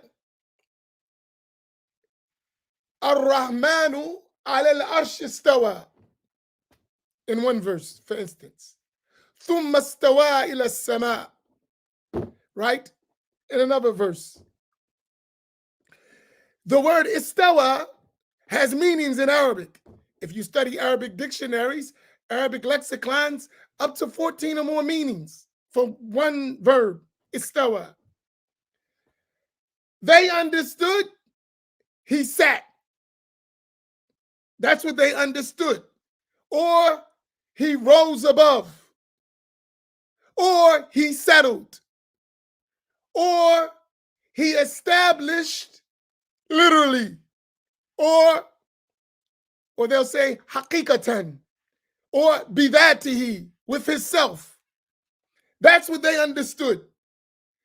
Then, from that understanding, they applied that meaning back to the revelation as a definitive interpretation for the person listening. So it's no longer what Allah said as Allah intended. It is what Allah said as I understood, and now you must understand what I understood as what Allah meant. Y'all follow that? That's very important to understand that. So our discussion is never what Allah said, and what Allah revealed, and what the Prophet ﷺ conveyed. Our discussion is always what you misunderstood from that. And that's what the Shaykh al-Islam, Ibrahim, was mentioning. We don't disagree with what Allah said. What Allah revealed is how you're understanding it. Your anthropomorphic understanding is the problem, not the words of Allah. So we have in our English, and I'll start with this, in our English translation, someone says Allah has a hand. And their understanding of hand is a physical organ. Even if we don't know the how of it, we must affirm that with Allah. Well, yet in Arabic has multiple meanings. And funny that none of those meanings in the classical Arabic dictionaries that the scholars use for those verses mean a limb. None of them. So, but we'll hear today, he denies Allah has a hand. Yes, we're denying that false meaning you're giving. We didn't say that he denies Allah has a yad. We didn't deny that Allah istawa ala al-arsh. But when you mean he sat on the throne and he is jalis fawqa al-arsh, no, we don't accept. Right? This is the play of words. So you highlighted that so beautifully. I just wanted to join in that to make that clear, because many of us are not familiar with Arabic, right? So therefore, we don't get all these concepts. We just know literal translation. And you, as a doctor, you know figurative interpretation, you know metaphors, you know context. We don't be getting all that, not even in English, let alone Arabic, right? So that part needs to be highlighted, and Allah knows best. Imam Dawud, I wanted to tune in with that, and I'll give it to you. No problem. So, and I've looked at some of the comments, and I'm not looking at it right now as I'm speaking. So we talked about Wahhabism from the political, and then we talked about Sheikh El-Sheikh, the family of Muhammad ibn Abdul Wahhab, and their political cover, and what their collusion, their clear collusion with the British, over a century ago. This is undeniable, undeniable collusion. What I want to say is that, religiously speaking, though, this really did not start with Muhammad ibn Abdul Wahhab. We see a particular manifestation that comes at the time of Muhammad ibn Abdul Wahhab. So the reality is there was a strand going back 1,000 years ago of some people from the Hanabila who affirmed tashbih wa tajsim.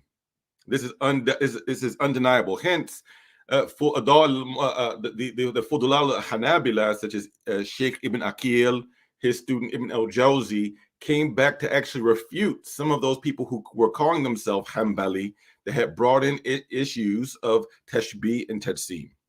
And also during this, Sheikh Abdul Qadir Jilani also dealt with this in some of his writings, where he said, like in one poem, he said, Bi ghairi jihad sitta, that he is without 6 directions, meaning there's nothing above Allah physically, there's nothing below Allah physically, there's nothing to the right of Allah physically, there's nothing left to Allah, right? There's nothing before him, nothing behind him, meaning that Allahu mawjood bila kayfan wala makan, right? That Allah he has always existed. He's a necessary existent without a how or a modality, nor does he reside in a location. This is like what was said, and these are from the Hanabila. Then we have some beliefs in which there was some differing from the Hanabila, traditional Hanabila, that then came in with Ibn Taymiyyah and then his student Ibn Qayyim al-Jawziyah. Hence, we know that Ibn Taymiyyah was placed in prison, and we know that the sabab, or the occasion why, based upon something that his student Ibn Qayyim said, which then landed both of them in jail. And Ibn Taymiyyah died in jail. Ibn Qayyim was not let out till after he died. And the ulama min arba madhahib actually wrote refutations of Ibn Taymiyyah, starting with one of his own students, Shamsuddin al-Dhahabi, right? Shamsuddin al-Dhahabi, rahimahullah ta'ala, wrote, he refuted some of the issues of his teacher. Then Tajuddin as-Subki, then later on, who was a Shafi'i scholar, wrote refutations of some of these things, especially some of the things he wrote in that book, Minhaj as-Sunnah, that were quite frankly disrespectful to the Prophet sallallahu alaihi wasallam and to Sayyidina Ali, straight up disrespectful. But Muhammad ibn Abdul Wahhab went a step further than Ibn Taymiyyah in regards to the complete dismissal of a tasawwuf as a spiritual science. So people talk about receipts. It's really funny that in the Majmu' Fatawa, if you look at in most of Ibn Taymiyyah, what's called Sheikh al-Islam, normally if you look at in most collection, Juz 11 is normally listed as Kitab as-Suluk. It is the book on spiritual wayfaring. Then what is the following Juz after that? Kitab at-Tasawwuf. And then Kitab at-Tasawwuf, which is an abridgment called Fiqh at-Tasawwuf. There's also a section of a commentary of Ibn Taymiyyah of the Sufi book of Fathul Ghaib of Sheikh Abdul Qadir al-Jilani Ralu'an. And it's right here. You see? And you see the commentary for you Wahhabis out there? Who wrote the commentary of it? You read that right there. Taqiyuddin Ahmed ibn Taymiyyah. Okay, then Muhammad ibn Abdul Wahhab. Who refuted him? Starting with his own brother. His own brother wrote a refutation for him for his deviating from the traditional Hanbali school. Who else? One of Muhammad ibn Abdul Wahhab's own sons refuted his own father. His brother, who was senior to him in knowledge and age, then his own son wrote a refutation of him. Why? Because just like Majduddin ibn Taymiyyah, the grandfather of Ibn Taymiyyah, who had a connection to Sheikh Abdul Qadir Jilani, because we have to remember, Sheikh Abdul Qadir Jilani was the teacher of Muwafiquddin ibn Qudama al-Maqdisi, and also Majduddin ibn Taymiyyah. Then it was Ibn Qudama al-Maqdisi's son, who was then one of the teachers of Ibn Taymiyyah, which means that Ibn Taymiyyah was only two people connected in the khirqa from Sheikh Abdul Qadir al-Jilani. Right? Now, Muhammad ibn Abdul Wahhab was refuted during his time by many of the Fu'adal Hanabila, including his own brother, including one of his sons. And then there was others that came before, and they referred to them as Najdiyah because they came from Najd. For instance, even before, Sheikh al-Hanabila fi asrihi, Sheikh al-Safirini al-Hanbali, rahmatullahi ta'ala alayh, he wrote a book, Al-Ajwabatu Najdiyah and As'alatin Najdiyah.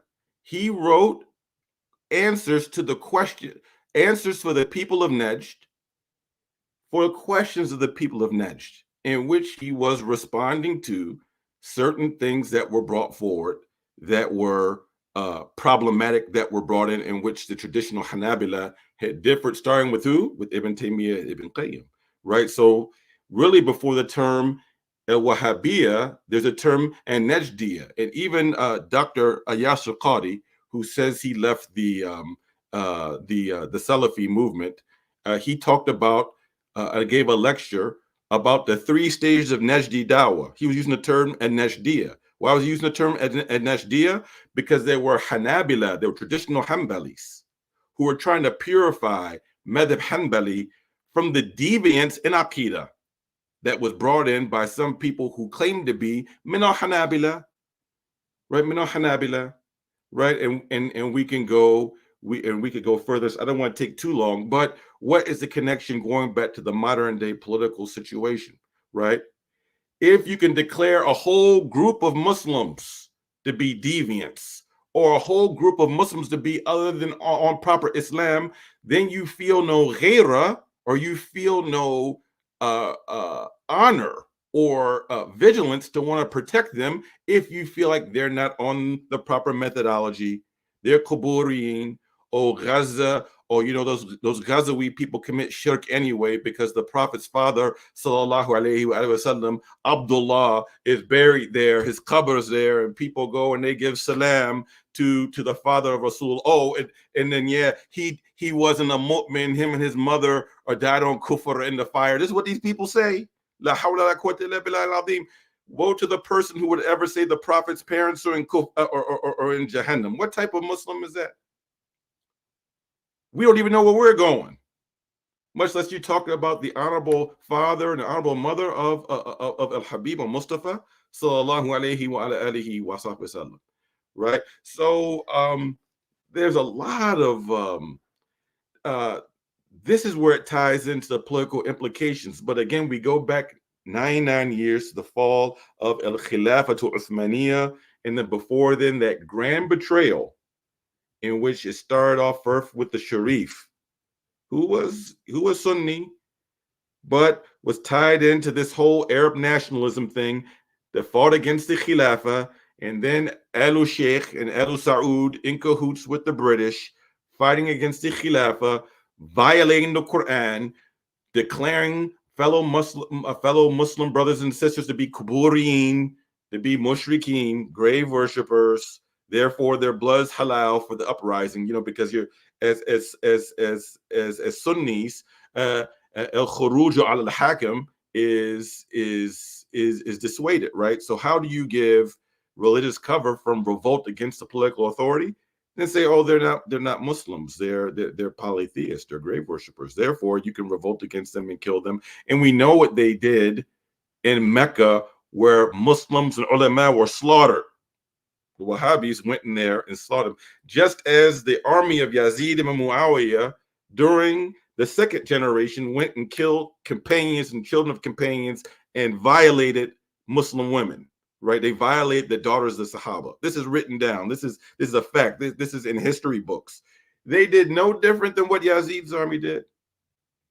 Right. So that's the comment. And I'm sorry if any of you Najdi adjacent people in the comment section don't like it.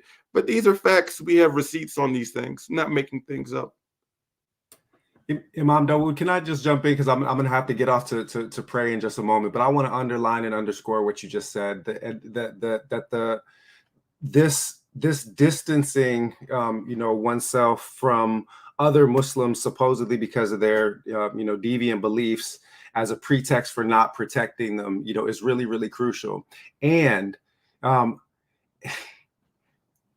sitting underneath that is the fact that the whole reason why the ideology gets promoted in the first place is only to facilitate the political aspirations of a particular family. And that part hasn't changed, right? So that right now in Saudi, you have every imam in every mosque saying, God relieved the suffering of the people of Palestine, but don't let this become an excuse to divide you and turn you against your rulers. They immediately now are, using this as an opportunity to say, obey your rulers. One of the imams actually said, who are you to question bin Salman? You're ordinary people. You're like slugs. He used the word slugs. Obey your rulers and those in authority over you. And that is the whole point. Wahhabism has always been ideologically flexible enough to facilitate whatever the House of Saud wanted from it. It is designed to create a kind of political quietism and submissiveness that causes people to never question oppressive regimes. And in this, it makes a mockery of the Quran itself, because the people of God in the Quran, the prophets, peace be upon them all, are always at the forefront of struggling against whatever the fundamental oppression is in their time. Where do we find Sayyidina Ibrahim, alayhi afdal salatu wassalam, battling Nimrod? Where do we find Sayyidina Musa battling Pharaoh? Where do we find Jesus and John the Baptist up against the Roman Empire? They are always right at the forefront of struggling against oppression. So to say that the teaching of the most radical book that has ever hit the hearts of humanity is meant to make you submissive and quiet and pliable and lay there while oppressors have their way with you, astaghfirullahul azim. It's a lie against God, and it's a lie against God's messenger. And we must call it out at that. I'm listening to people in the comments, the Salafi and the Salafi adjacent. We do not play nice with oppressors. We never play nice with oppressors. And we certainly do not play nice with oppressors who oppress by distorting the teachings of the messenger of God, alayhi afdal salatu wassalam. Period. So this is it is, and this is the reason why you see protests all throughout the world, but not in the Arab countries. Because in the Arab countries, the instrumentalization of this religion and the spread of this doctrine of political quietism and the pressure from these states who have co-opted this abusive misuse of the deen, it's done in those places exactly what it's done in the African-American Salafi community. It's made all of these people sit on their hands and say, don't protest. So that you got black folks sitting out here telling you you're not supposed to go out to protest against police that are murdering you just for the color of your skin. That is not the deen of Malcolm X. That is not the deen of our African ancestors in the religion, like Usman Danfodio, who fought against the Atlantic slave trade, Abdul Qadir Khan, who fought against the Atlantic slave trade, and it is not the deen of the messenger of God, alayhi afdal salatu wassalam. He stood up to the oppressors in his time, the same way that his brothers amongst the prophets that came before him stood up against the oppressors of their time. And all of y'all that got a problem with that, come see me.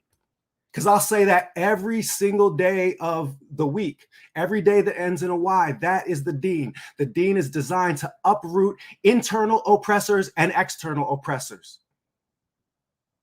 And this fictional heresy, this novel, colonial, colluded creation that is designed to make you complacent and sit back while the colonialists and neo-colonialists have their way with you, it's got to go.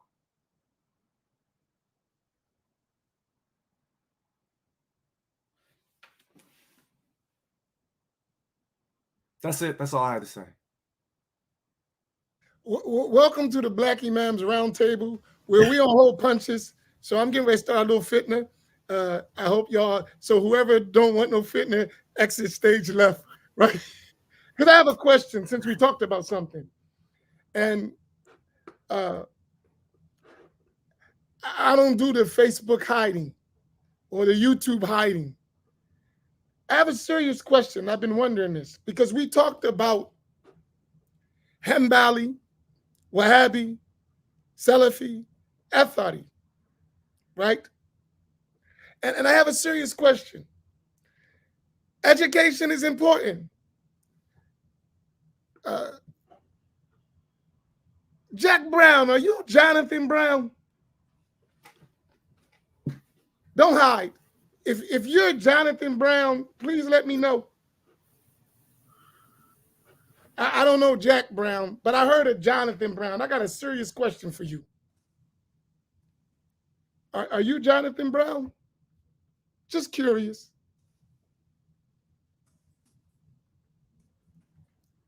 I don't know. This is the Black Imams Roundtable. We black, so we don't.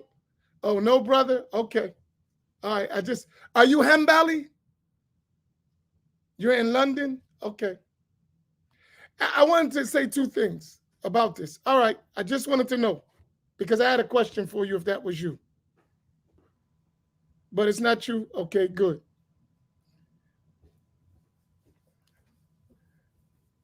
You know, when we're having real conversations,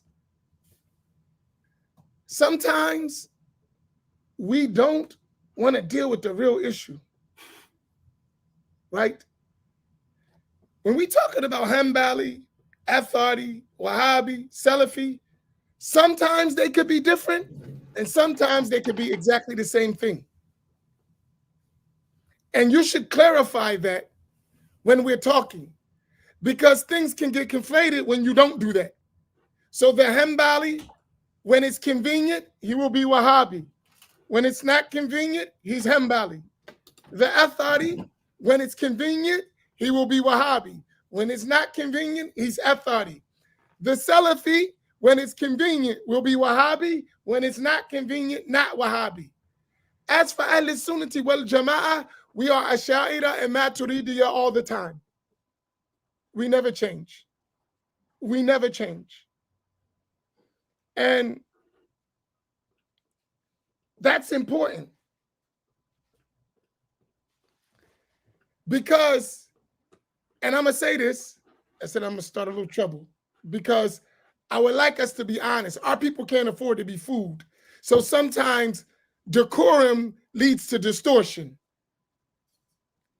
And I say sometimes we got to leave the false adab for al-haq. Because sometimes the false adab, got to have good behaviors, leads to being falsifying truth. And there's a distinct line between that. This is Imam Amin Muhammad speaking in this way. From all things that we discussed today, everything we discussed today,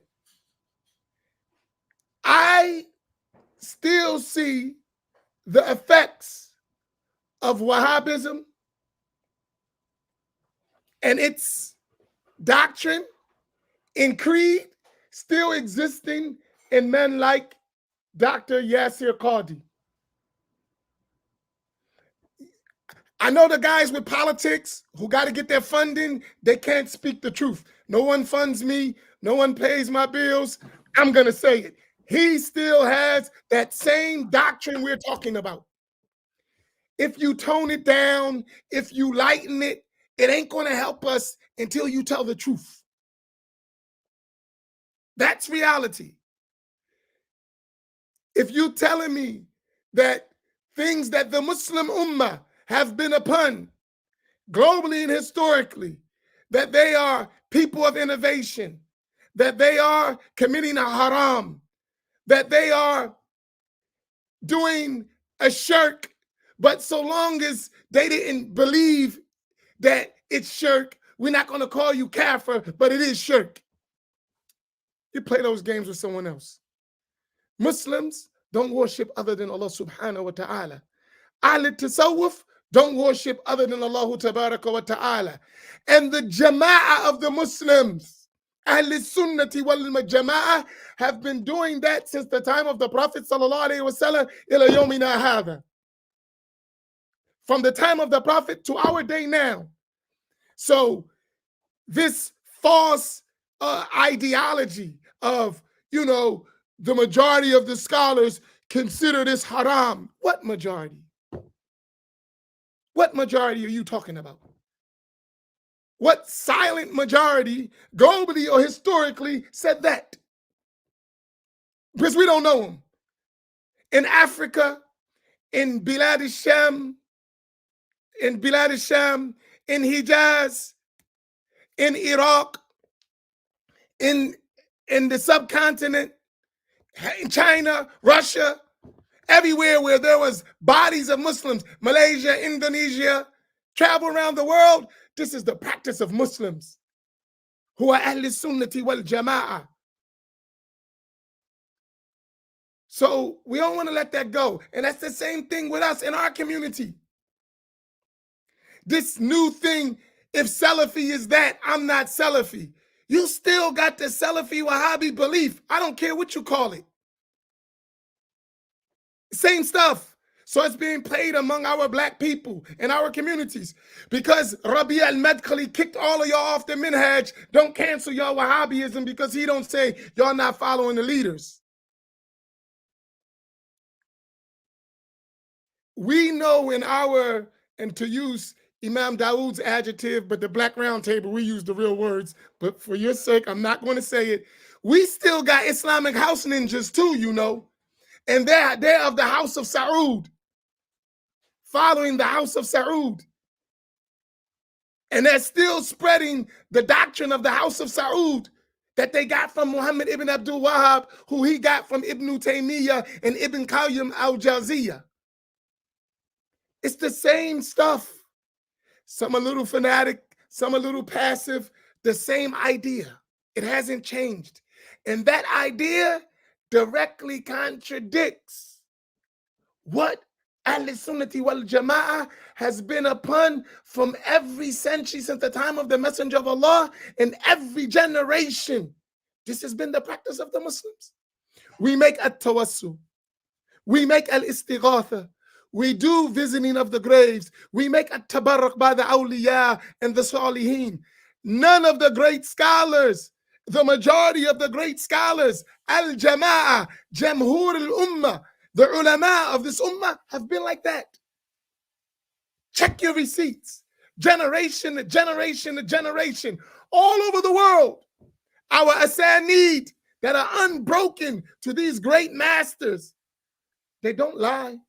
They testify to the truth. And this we can't keep being quiet about. Our very survival depends on somebody telling the truth. And I get the political correctness, but sometimes political correctness will keep an oppressor on your neck. Sometimes political correctness will keep the oppressor's knee on your neck. And we went hard to get the white man's knee off our neck. Ain't no way we gonna let some people who still servants to them be on our neck. Imam, may I jump in on that particular point because it's so central? We had this conversation, I believe, the last time Imam Dawud and I were on the roundtable, right? Which is this is part of how we got pushed off of our authentically expressed African-American diasporic Islam in the first place, is because some people became Salafis so that they could copy Arab cultural mores, because some people didn't come to Islam to find out who they were the way that we did that followed Malcolm. Some people wanted to escape blackness.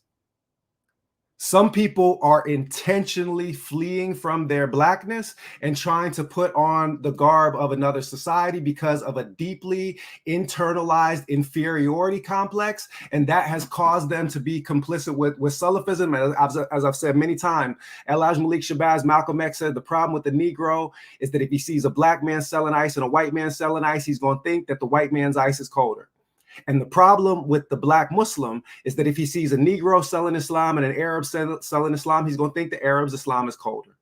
So that we have conflated Arabness and this cultural identity and this geolocation in the place of the holy cities with some kind of orthodoxy, and just accepted that in our communities, so that you'll hear people in Philly saying we more Saudi than the Saudis, right? You'll hear people say that.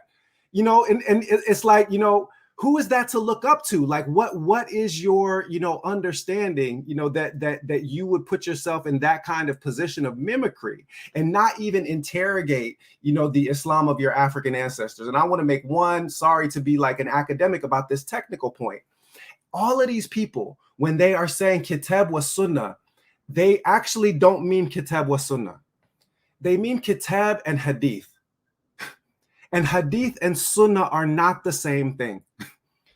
These people are always conflating hadith with sunnah. Sunnah is a normative custom or convention of the messenger of God, alayhi abdul salatu wasalam, or his companions. Hadith is one form of evidence for what the sunnah is. But amongst Malikis, we take embodied practice from one generation to the next, oftentimes as superior as an evidentiary form to hadith text, right? Malik's teacher, Rabi, said that, he said, 1,000 to 1,000 is preferred by me over 1 to 1. 1 to 1 is how you have the sunnah ripped right out of your hands. And what he was saying is transmission and embodied practice from one community and one generation to their successors is a more safe way of understanding the sunnah and having it transmitted than a hadith report, which is always formally a one-to-one chain of transmission, even if it's mutawatir and supported by other hadiths. So the point of all of this is to say that just from an epistemological standpoint, we have internalized so much of the Salafi way of thinking that we now argue back with them about sunnah only on the basis of hadith, as though sunnah and hadith are the same thing. And this is like one of the many subtle ways in which their basic ways of reasoning, this kind of Salafi light, you know, that you see with Yasser Qadhi and many, many others, right? That it has just infiltrated the basic reasoning mechanisms of Muslims and taken us away from many things in the tradition, not all of which had the textual basis for their transmission. They were just transmitted by embodied practice from one generation to the next. So we really need to like reconnect with these living exemplars of Islam, people like Imam Fode Drame, Sheikh Mahi Sise. We've got people like this. we need to like take Islam from sound sources rather than from these people that have made it up in the last 2 centuries. And pardon me, but I do actually have to go because the prayer is about to go out here in my West Coast time, and I am not going to have an excuse for my Lord if I miss this one, inshallah. So with I humbly ask permission to absent myself for the rest of the discourse, but please don't let me hold y'all. Y'all have so much that's important to say. It's been a blessing. You're always welcome back, because we need these dialogues. Hey, Imam, I mean, I put it in the chat, and no disrespect to everybody else that's present, because I love you all, but I always love hearing from Imam. I mean, like, I remember sitting with you at the, America Islamic Heritage Museum, that night a few years ago, and like, you stirred my soul then. You always do every time you speak. So may God preserve you. May God preserve and keep all of you in the gathering. May God keep us connected, our hearts connected, so we can be a benefit in the struggle for liberation internally and externally. See, Bilal, before you go, yes, sir. Before we go, we need to talk with the brothers. We need a part 2 with the title Sheikh Uthman Danfodio was not a Wahhabi. Easy. That one's easy. We can knock that one out in a few minutes. We'll let Imam Naeem, go in on that. Whenever y'all ready, next week's available. Inshallah. And just some people were asking in the chat. I'm doing a weekend retreat this year, this weekend on Islamic eschatology, a sound understanding of death and the end of days. It's going to be live at the Lighthouse Mosque in Oakland, but people can also sign up to do it over Zoom. So inshallah, assalamu alaikum, y'all. You'll share it with them, inshallah. Will do, inshallah. Assalamu alaikum, Dr. Ware. Inshallah. Assalamu alaikum. I want to bounce off that point too, but go ahead. Real quick. I'm tired of hearing from Imam Amin. No, go ahead. The fans love me. Just one quick thing. Just one quick thing, because I see some people in there who I guess are erudite or have studied a little Arabic. So I want to recommend a book for people to read with an open mind. It's called Da'iyatun wa laysa nabiyan. Qiraratun naqdiyatun limadhhab al-Sheikh Muhammad ibn Abdul Wahhab fi takfir le Sheikh Hassan ibn Farhan al-Maliki, Hafizullah Ta'ala. Get this book right here. It's translated as Preacher, Not a Prophet, Critical Readings Regarding the Madhab of Sheikh Muhammad ibn Abdul Wahhab Regarding Excommunication or Takfir. Get this book. It's not a thick book. You can get this book or this book online. I see some of y'all on there drop Arabic. I want you to read this book and holler back at me. No, seriously, get this book right here. Read this book. It has all the adillah, all the sources. There you go. Yeah, brother Jack. Yeah, go ahead and get this one right here. MashaAllah, Jack Brown. You know why I say that? Because sometimes when you're in a public forum,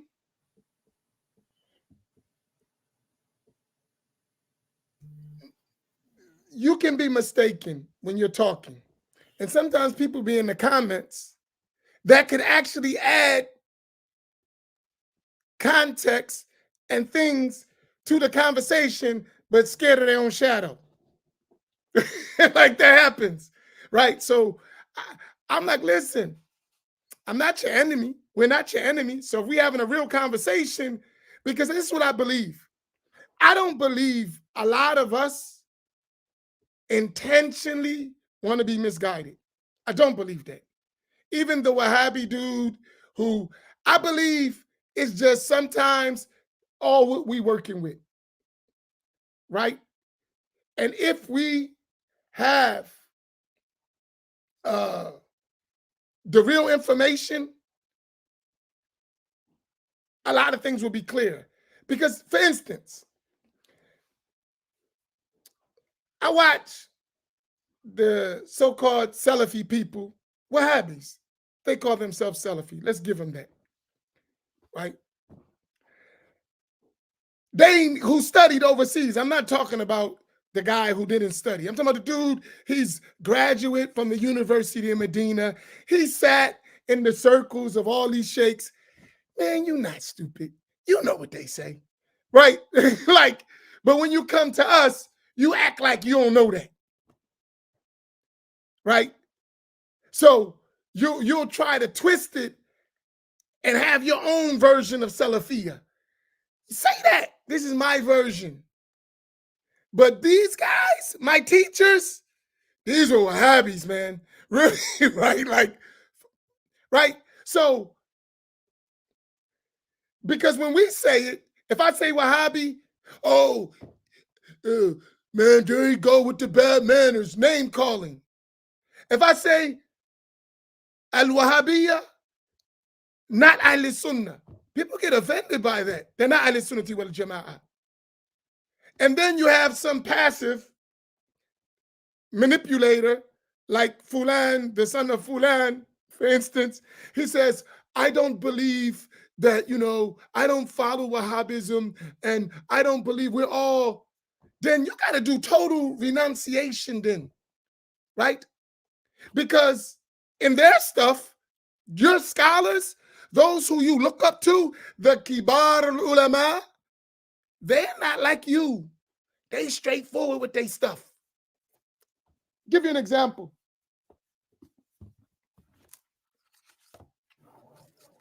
Pull out the book of Eli. No pun intended. This book is a commentary on Al-Aqidah al-Wasitiyya for Ibn Taymiyyah. It was authored by their Sheikh Muhammad Amin ibn Ali al-Jami. He was an African, Ethiopian, but he was among the leading scholars after Bin Baz. He was the student of Abdurrahman al-Sa'di, Bin Baz, Muhammad bin Ibrahim, of Ali Sheikh, and all of those. He was their leading scholar among them. That was not from the Saudi, came from Africa, got indoctrinated by the Saudis, and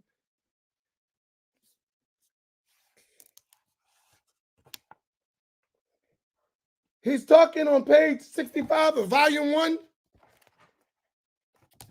He clearly says that, talking about Ahl-Sunnati wal Jama'ah, he said that the people of Kalam, they stole this title. And they put it for themselves. They attached it to themselves. Wahum al-Asha'ira. You see that right there? Imam Dawud, can you see that?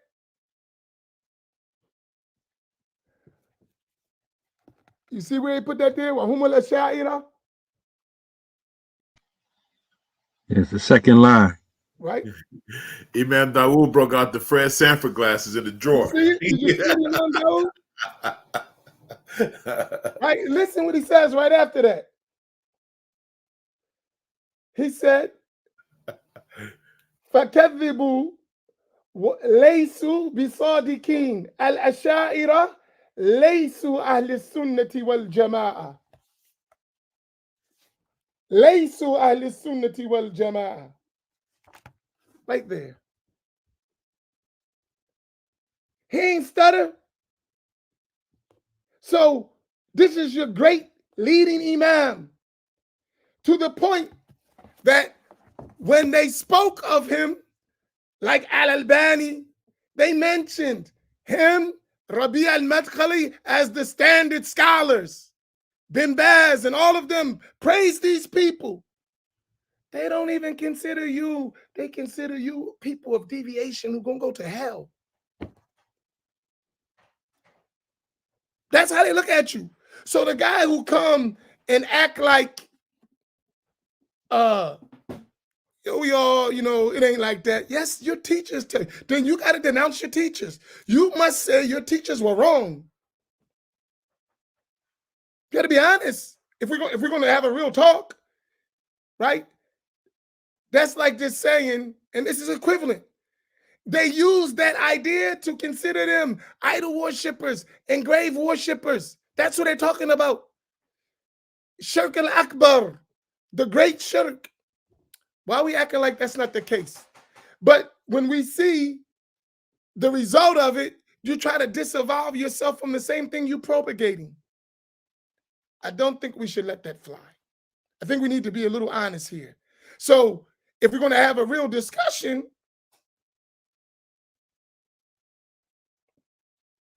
let's have a real discussion. And it ain't about right and wrong, it's just clarifying truth. right? At one level, because when someone's trying to be proved,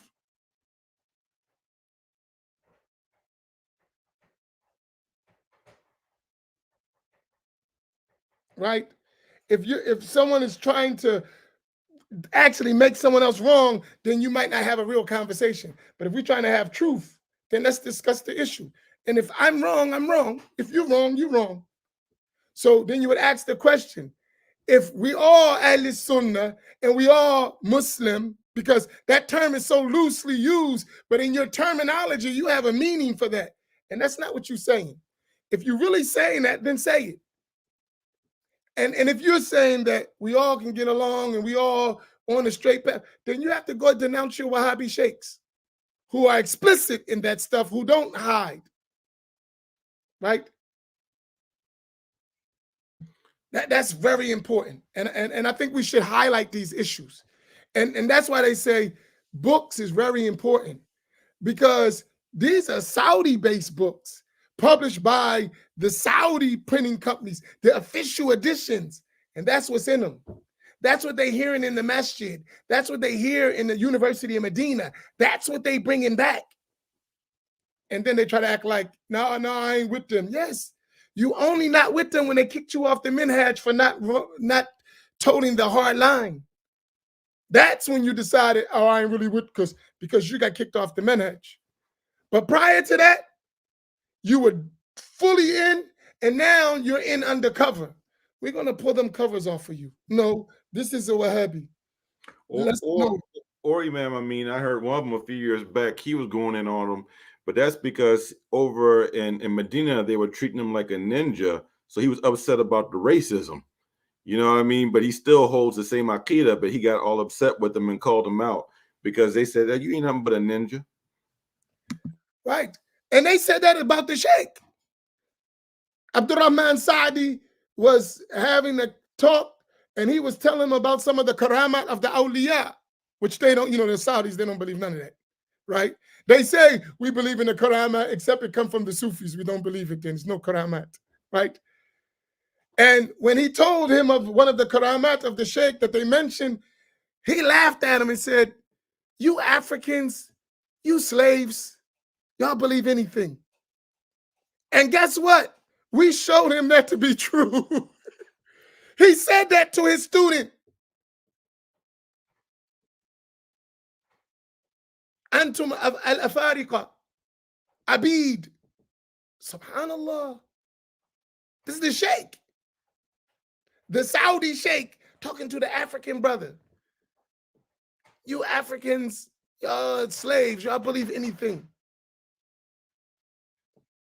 And ask them, those who studied in the university, have they not heard them Saudis call them Abid, call them slaves? Yes, they have them. I remember in Saudi Arabia, one of the teachers told us, he said, yo, I'm gonna be honest with you. When we was growing up, we was told not to go to the Kaaba at night because the blacks would come out and y'all had tails and y'all was cannibals. I tell no lie. They was telling the kids that. So you can imagine a person who has that mindset and then has a religious justification for subjugating you. You're an idol worshiper anyway, and a grave worshiper anyway. Subhanallah. Imam Amin. Yes. I got to get this question off. Go ahead, I'm finished. But I need to build up to it, though. Go ahead, build up. I ain't got nothing but time. Okay. It's directed at you, Imam Dawud. It's coming. I just want to mention a few things first, though. First of all, as far as the numbers on Facebook, ignore the numbers. Because, like right now, I have my device up and it says it's 2 of you watching. It's way more than 2 of you commenting. And it's not just us. My wife just checked another person's live stream, and there's a whole bunch of people commenting, and on their live stream, it says 1 person. So it's something going on with Facebook, or either they messing with both of our live feeds, whatever, right? So ignore the numbers. As long as you can see and hear and comment, just continue. I got 145. 145 right now? Yes. Okay, alhamdulillah. So ignore that. It's something going on a day in, whatever. That's one thing.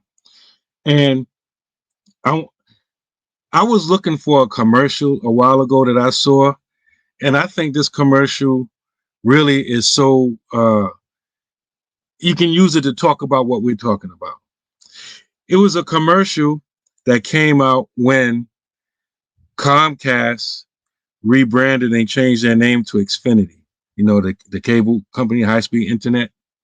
And this commercial was, and it was probably for, I don't know who put out the commercial, I forget. It might have been one of their competitors like Verizon or somebody. But they had a guy in his house with his cable box, remote controls, and everything wrapped up, waiting for the cable guy to come collect it, right? And so the knock came at the door, and he saw it was a cable guy. And the cable guy, he had the shirt on. You know how they have the name tags, and it said Comcast. So he said, yeah, take this stuff, right? So he took it, closed the door, and then the cable guy, he peeled the Comcast off his shirt, then put Xfinity, then knocked on the door again and gave him the cable boxes back, right? Right? And the customer's looking at him like, dude, are you serious? Like, if anybody knows or remembers that commercial, know where you can find it, please send it to me, right? What we're experiencing is like the same thing now.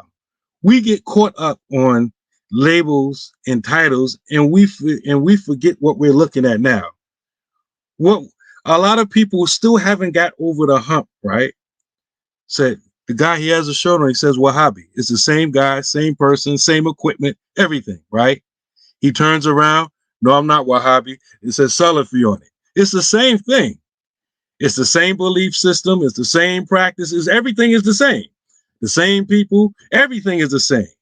But some of us just get completely discombobulated by the usage of terms. So that's one thing. And so now I want to quote from Dr. Bilal's book, The Walking Quran. And I want to go back to something he mentioned in the beginning. And I'm just going to read one paragraph of what he's talking about. Now, he's talking about the Senegal Gambia area when it was under French colonialization. And he was talking about a scholar named Mahmoud Ba. So just to give you the context. So he says, I'm on page 204, if any of you have this book. He says the court clerics of the Saudi regime, all of them followers or descendants of Muhammad ibn Abdul Wahhab, were building and generously financing educational institutions to shatter the prevailing impression that they were unlettered, tomb-smashing heretics. French colonial surveillance of the Arab and Muslim press in the 1920s, an important part of the quarantine policies of Islam Noir, provides massive evidence of Wahhabi disrepute. The French translated, summarized, and reproduced fatwas from all over the Muslim world that declared that the fifth pillar of Islam was not obligatory until the infidels, meaning the Wahhabis, could be driven from the holy cities. Some of the fatwas went so far as to suggest that the pilgrimage was explicitly forbidden until the Wahhabis were ousted. Al-Hajj Mahmoud Ba was exposed to the novel pedagogies employed in the Wahhabi educational institution that were beginning to flourish at that time.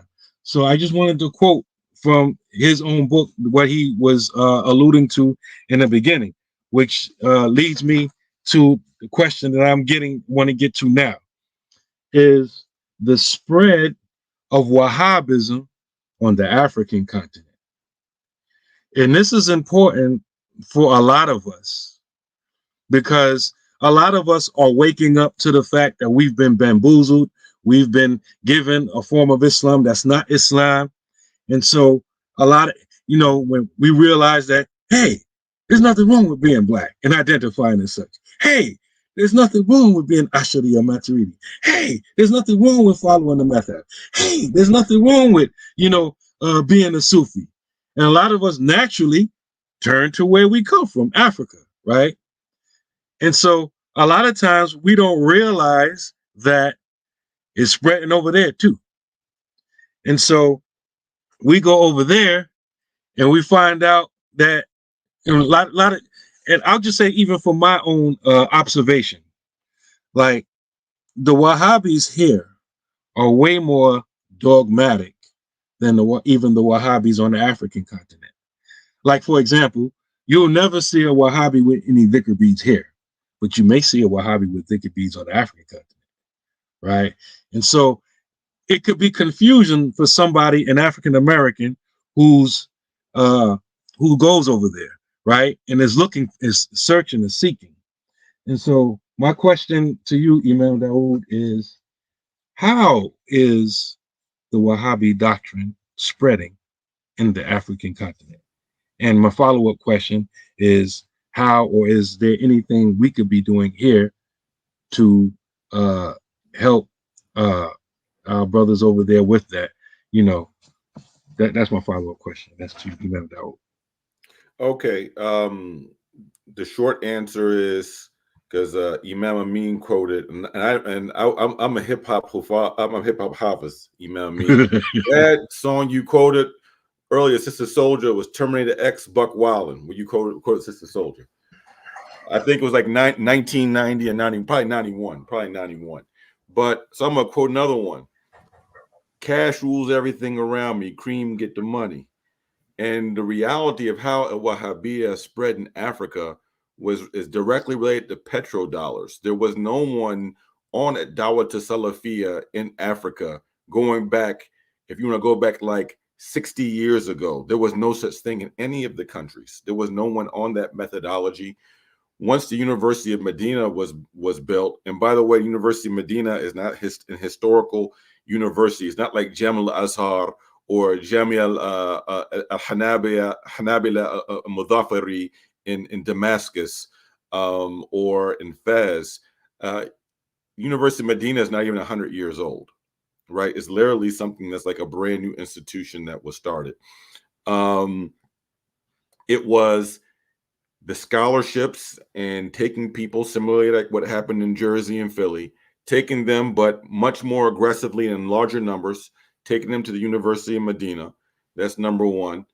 The second thing is the sending and funding of du'at once they came back to get regular stipends, and then also to help fund particular institutions, or be it schools or be it masajid, to actually propagate that doctrine. That's the easy answer. Just like in some West African countries in recent years, last 20 years, like there were never any Shia in Nigeria and in Senegal or in Mali, but now you see them. Why? Because of Iranian money, right? So when you're going to a group of people, who are living in unstable conditions, you're offering this money and these scholarships, and then you're giving them money, then some of those people were inclined towards teaching those things that which they were taught back in those places.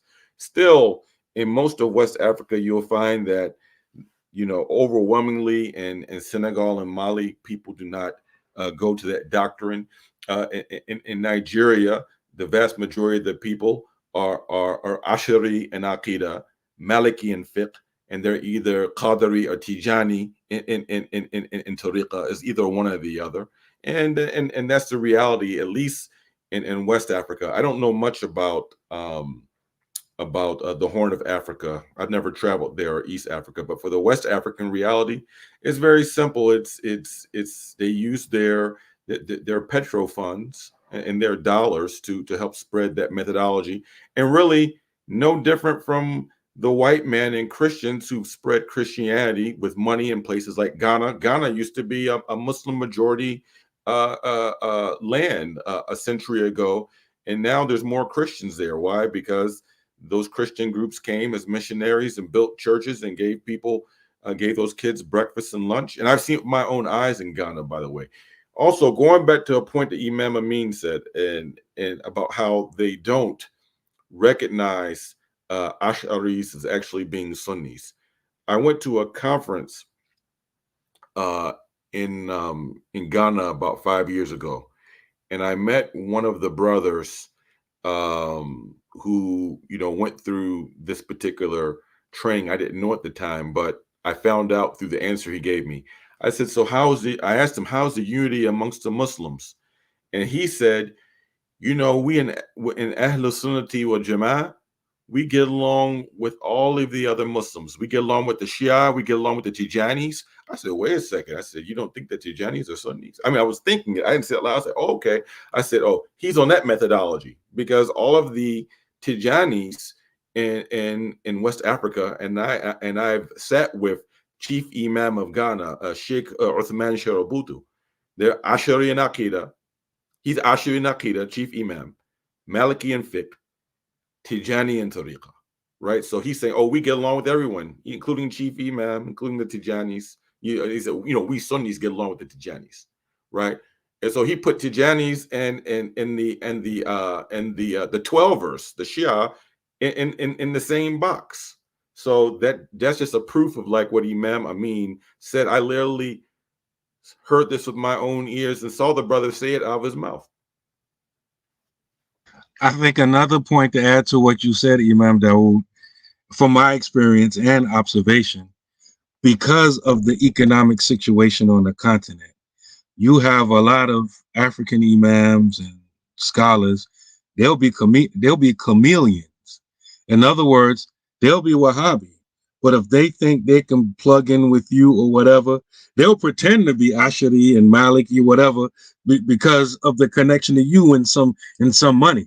And so I'm saying this for our family. You got to watch out for that. You have to watch out for that. I experienced that. One was masquerading as a Maliki, who's an undercover Wahhabi. I'll give you an example since we're telling people to watch out. So there's a guy, a man, he speaks English, and he established something called and I'm telling you this as a warning. He established something called Ibn Abdul Bar Institute. His name is Sheikh Hassan al-Kattani.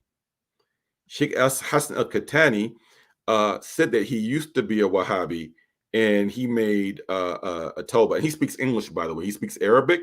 He speaks fluent English.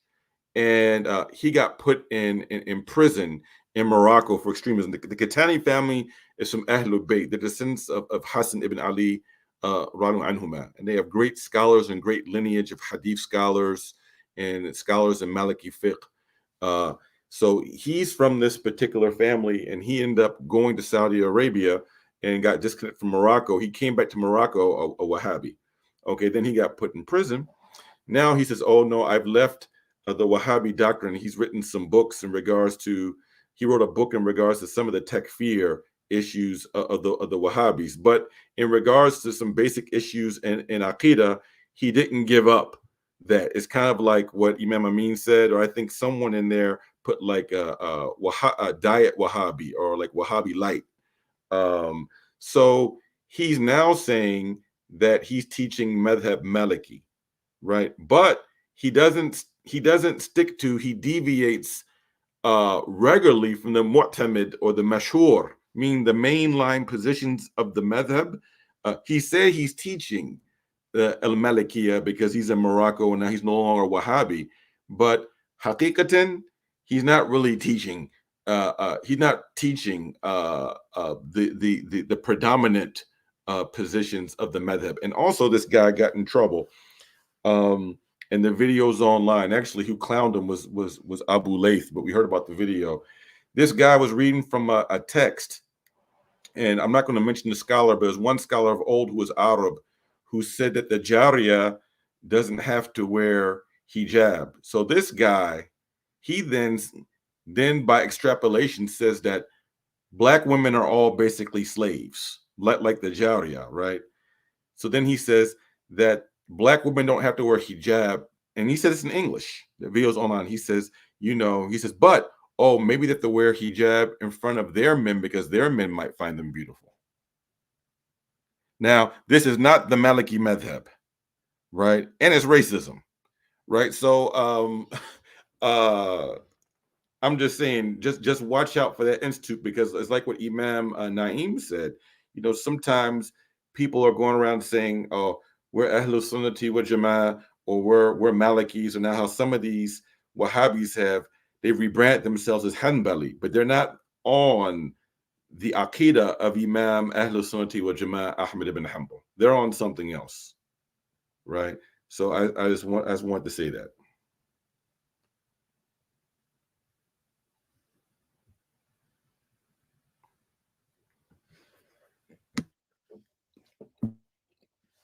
There is a point that I want to mention, because if we're going to have a real discussion, we just have to be honest. What you mentioned, Imam Dawud, that's with every madhab, not just the Maliki madhab.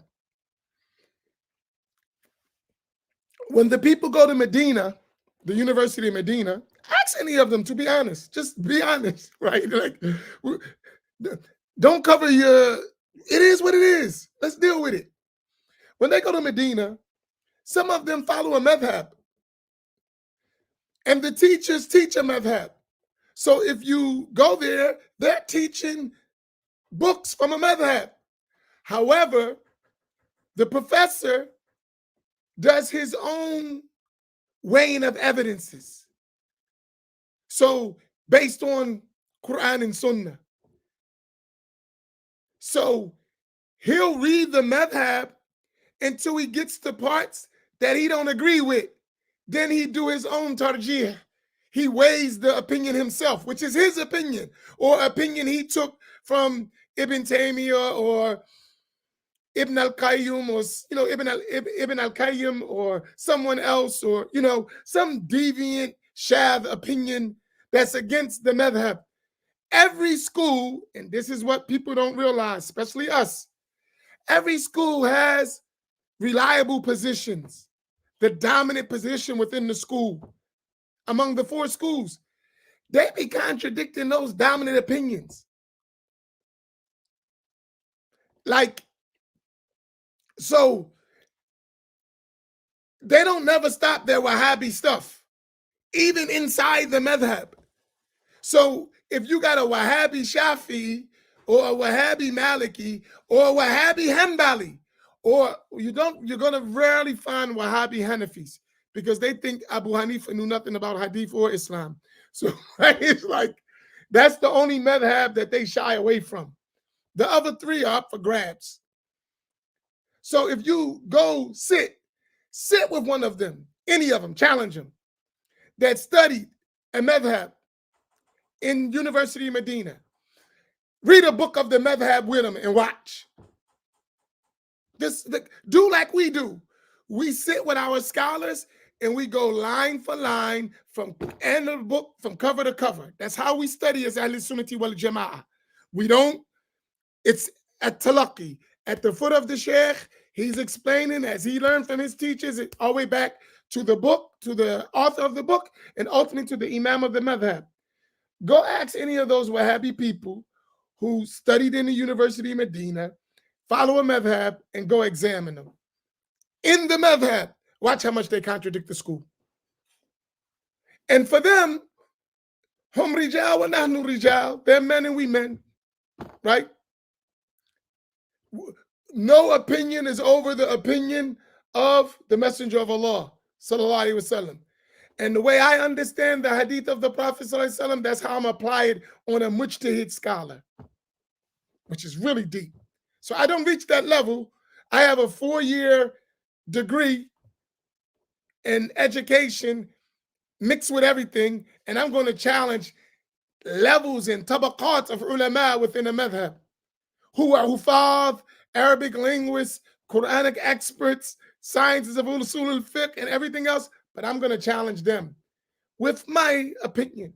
So I'm going against hundreds of scholars at the top level of legal scholarship with my 4-year degree or 5-year, 6-year degree or whatever from the University of Medina.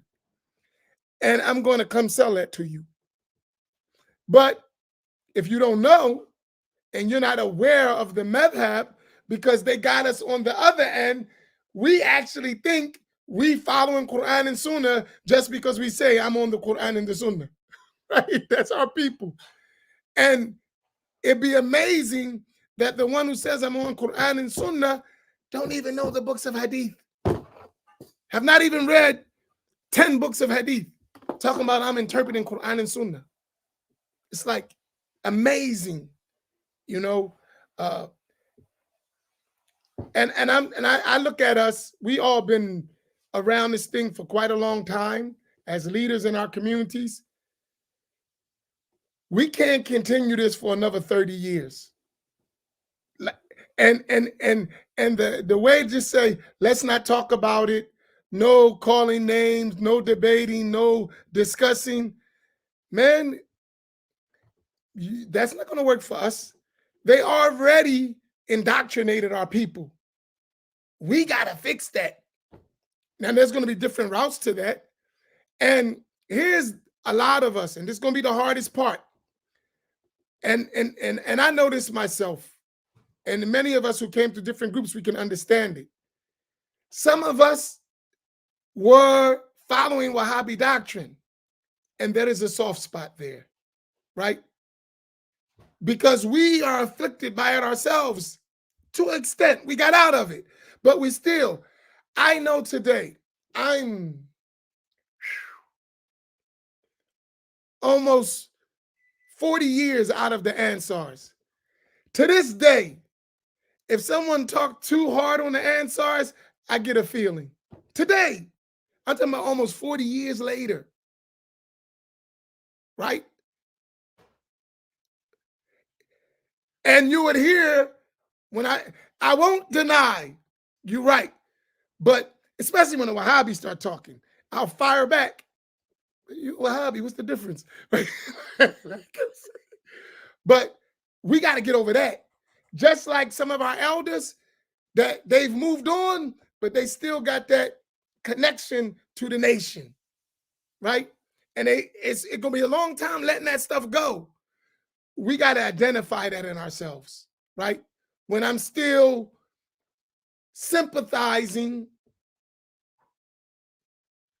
with misguidance because I was once misguided, right?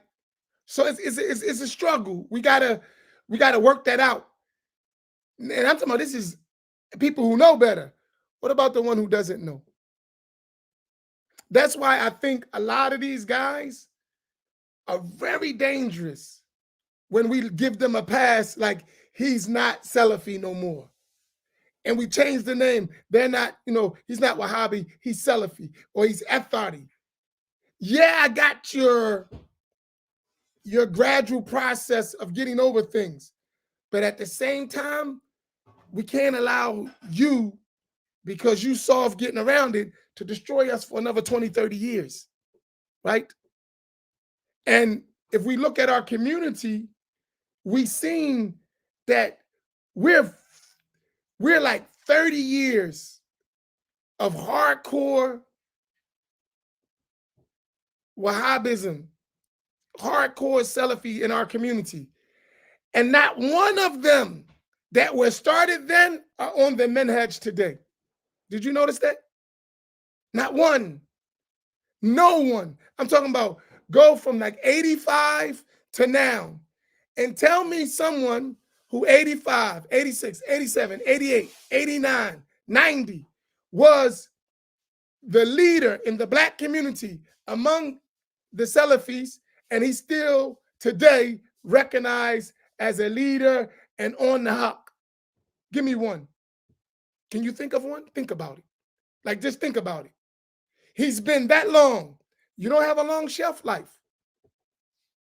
So now they kick the old guys off. The new guys pick up the new stuff, and that lasts another 20 or 30 years till they get kicked off. Can we afford as a people to keep going through that? That's just something for us to think about. That's something really, really, when we get like real technical, to think about it. Whereas our Sunni tradition lasts for 1,000 years, 1,200 years, right? is a continuous Senate that doesn't exist with that stuff, especially in our community, because they're training the new ones to attack the elders. So those guys who were graduates and studied in the first years, they're attacked by the new students. They're deviants. And then the new students that are coming are going to consider those deviants. And it'll be a continuous process. So we have to stop it somewhere. And Allah knows best. This is just my thoughts.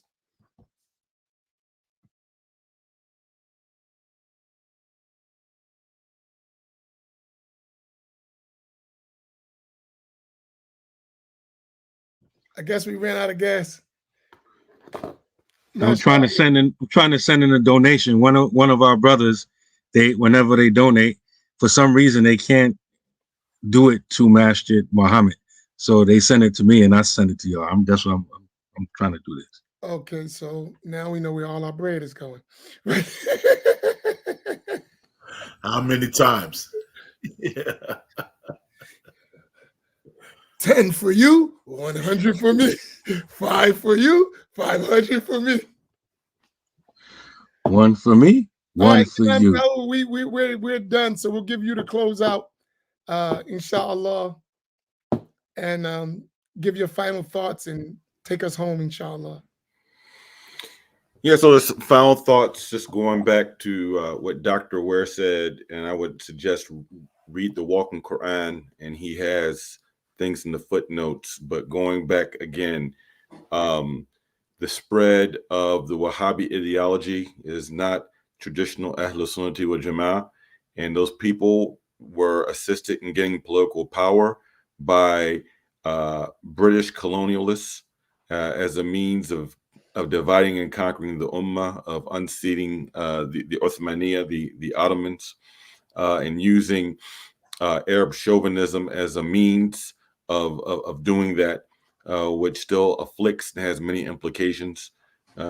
Also, this appeal of the British is assisted in the British being able to take over and govern Palestine, in which it was passed down to the Zionist regime, which was an unintended consequence that was brought about by disobedient Arabs, unfortunately. And the Ummah is still living with those consequences today. And I'll say something controversial in conclusion, as if I haven't said enough, but in regards to liberating Palestine from occupation, short of the return of Isa alayhi salam and the arrival of the Mahdi, which this is mutawatir in our tradition, we must believe that. But beyond that, I think the only way that Masjid al-Aqsa will be liberated from occupation is that first, Haramain al-Sharifain has to be liberated from al-Wahhabiyya.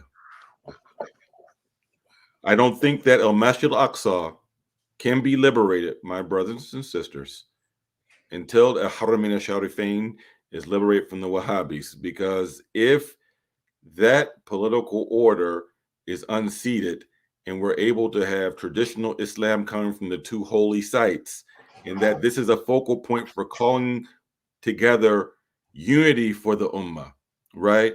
Then this will help solidify Nusra, inshallah, coming for the Palestinian people. But as the status quo is right now, you see how just a few days ago, when the OIC did a vote in regards to, they voted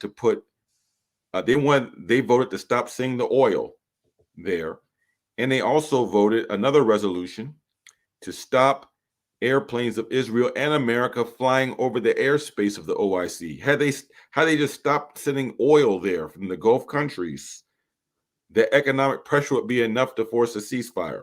But guess what? There were 4 countries that vetoed it, right? And the chairman of the OIC is Saudi Arabia, right? So guess what 4 countries voted against it? 3 of them are creations of the British. Saudi Arabia voted no. Bahrain voted no.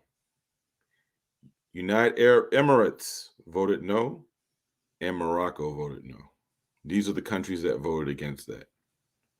right? So just like the Security Council in the United Nations, there's veto power, right? On the Security Council, we know that's America, UK, France, China, and Russia. Those are permanent members of the Security Council. Well, the permanent chair and of the Council of the OIC, which they had to meet in Riyadh, is who? It is the Saudi government. So they voted that down. So this is a problem, right? So again, we're tying back the history to the contemporary reality, and people are talking about el hurriyat lil Palestine, el hurriyat lil Palestine, el hurriyat lil Mecca, wa hurriyat lil Medina.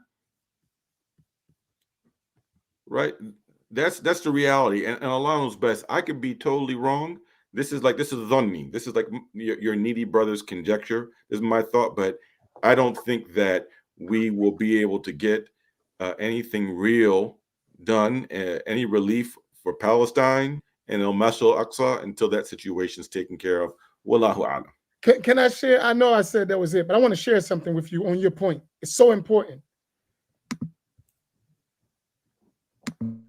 During the Gulf War, you know, when Saudi allowed America to launch from their areas, and they had the troops in Saudi Arabia, that became a big fitna.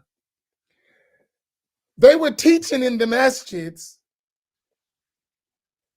the hadith of the Prophet ﷺ, where Allah would aid this religion by a person who is corrupt, al-fajir. And that was a base by which they supported having non-Muslims in the protecting their religion or the religion. Check this out. Non-Muslims killing Muslims to protect the religion. That's what they were using. And not going against the rulers. So anyone who disagreed with that was in trouble. In their mind, their deen is the religion, al-Wahhabiyya, ad-da'watul Wahhabiyya. That is their religion. And their religion would not exist where you're talking about if it weren't for the non-Muslim governments. If the non-Muslims don't protect them, they're gone. The thing that keeps the Saudis in power is the ones who developed them in the first place. So they can't afford to go against the same ones who keeping them in power. To preserve a religion that the majority of the Muslim world don't accept. Right? We don't, as our teacher said, they came with a new religion. That's how they looked at it. They didn't even look at it like this is Ja'u bidinin jadid. Straight up. They came with a new religion. And because we were so unlearned about our religion, we actually thought this was Islam. This is the worst perversion of Islam that ever existed in Islamic history. We've had deviant groups in Islam. This is the worst that has ever been in the history of Islam. This has been the worst. Never were the Muslim nations ikhwan to enemies of Islam. And that's why, and let me give you the dalil. What was the advice of Salih Suhaimi, the Sheikh of Medina, Sheikh Salih Suhaimi, to the Palestinians? What is your advice, Sheikh? Return to Tawheed. What? He's the Sheikh of Al-Medina, government Sheikh of Al-Medina. They need to turn to Tawheed and make Tawbah. Sawt wa surah, his voice and picture. They need to return to Tawheed. So while we saying help the Muslims, they saying, yeah, Kufar, come back to Islam. Our deen.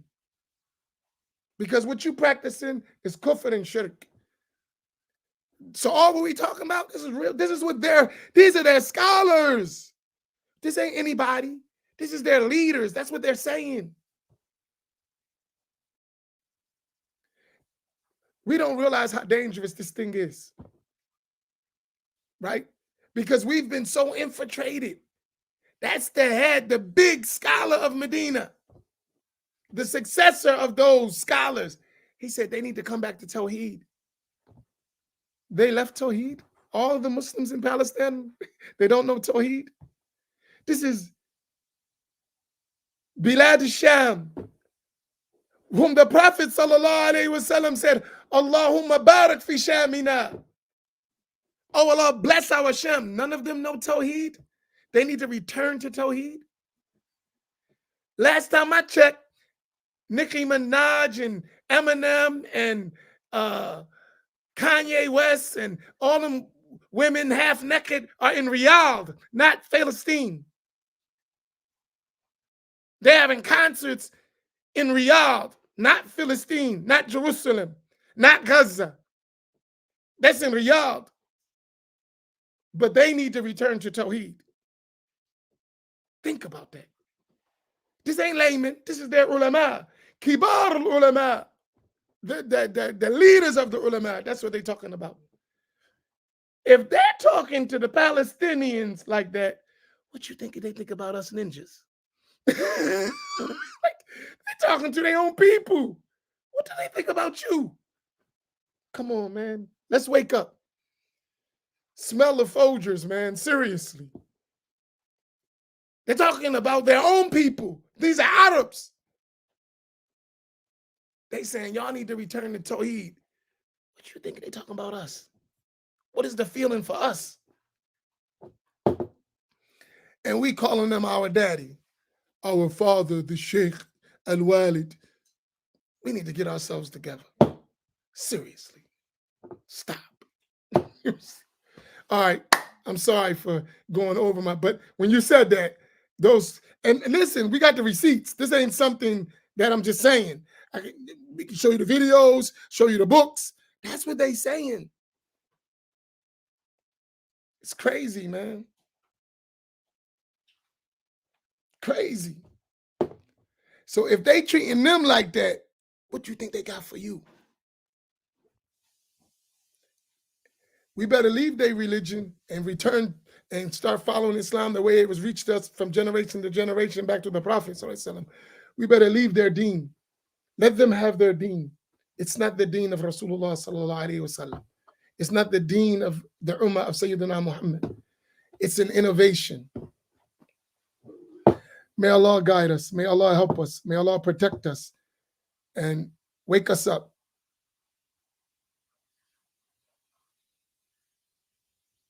Sad. And they got our parents and our friends and neighbors hoodwinked with this junk, right? And some of us afraid to say it. That's the worst part. Some of us know and don't want to say it.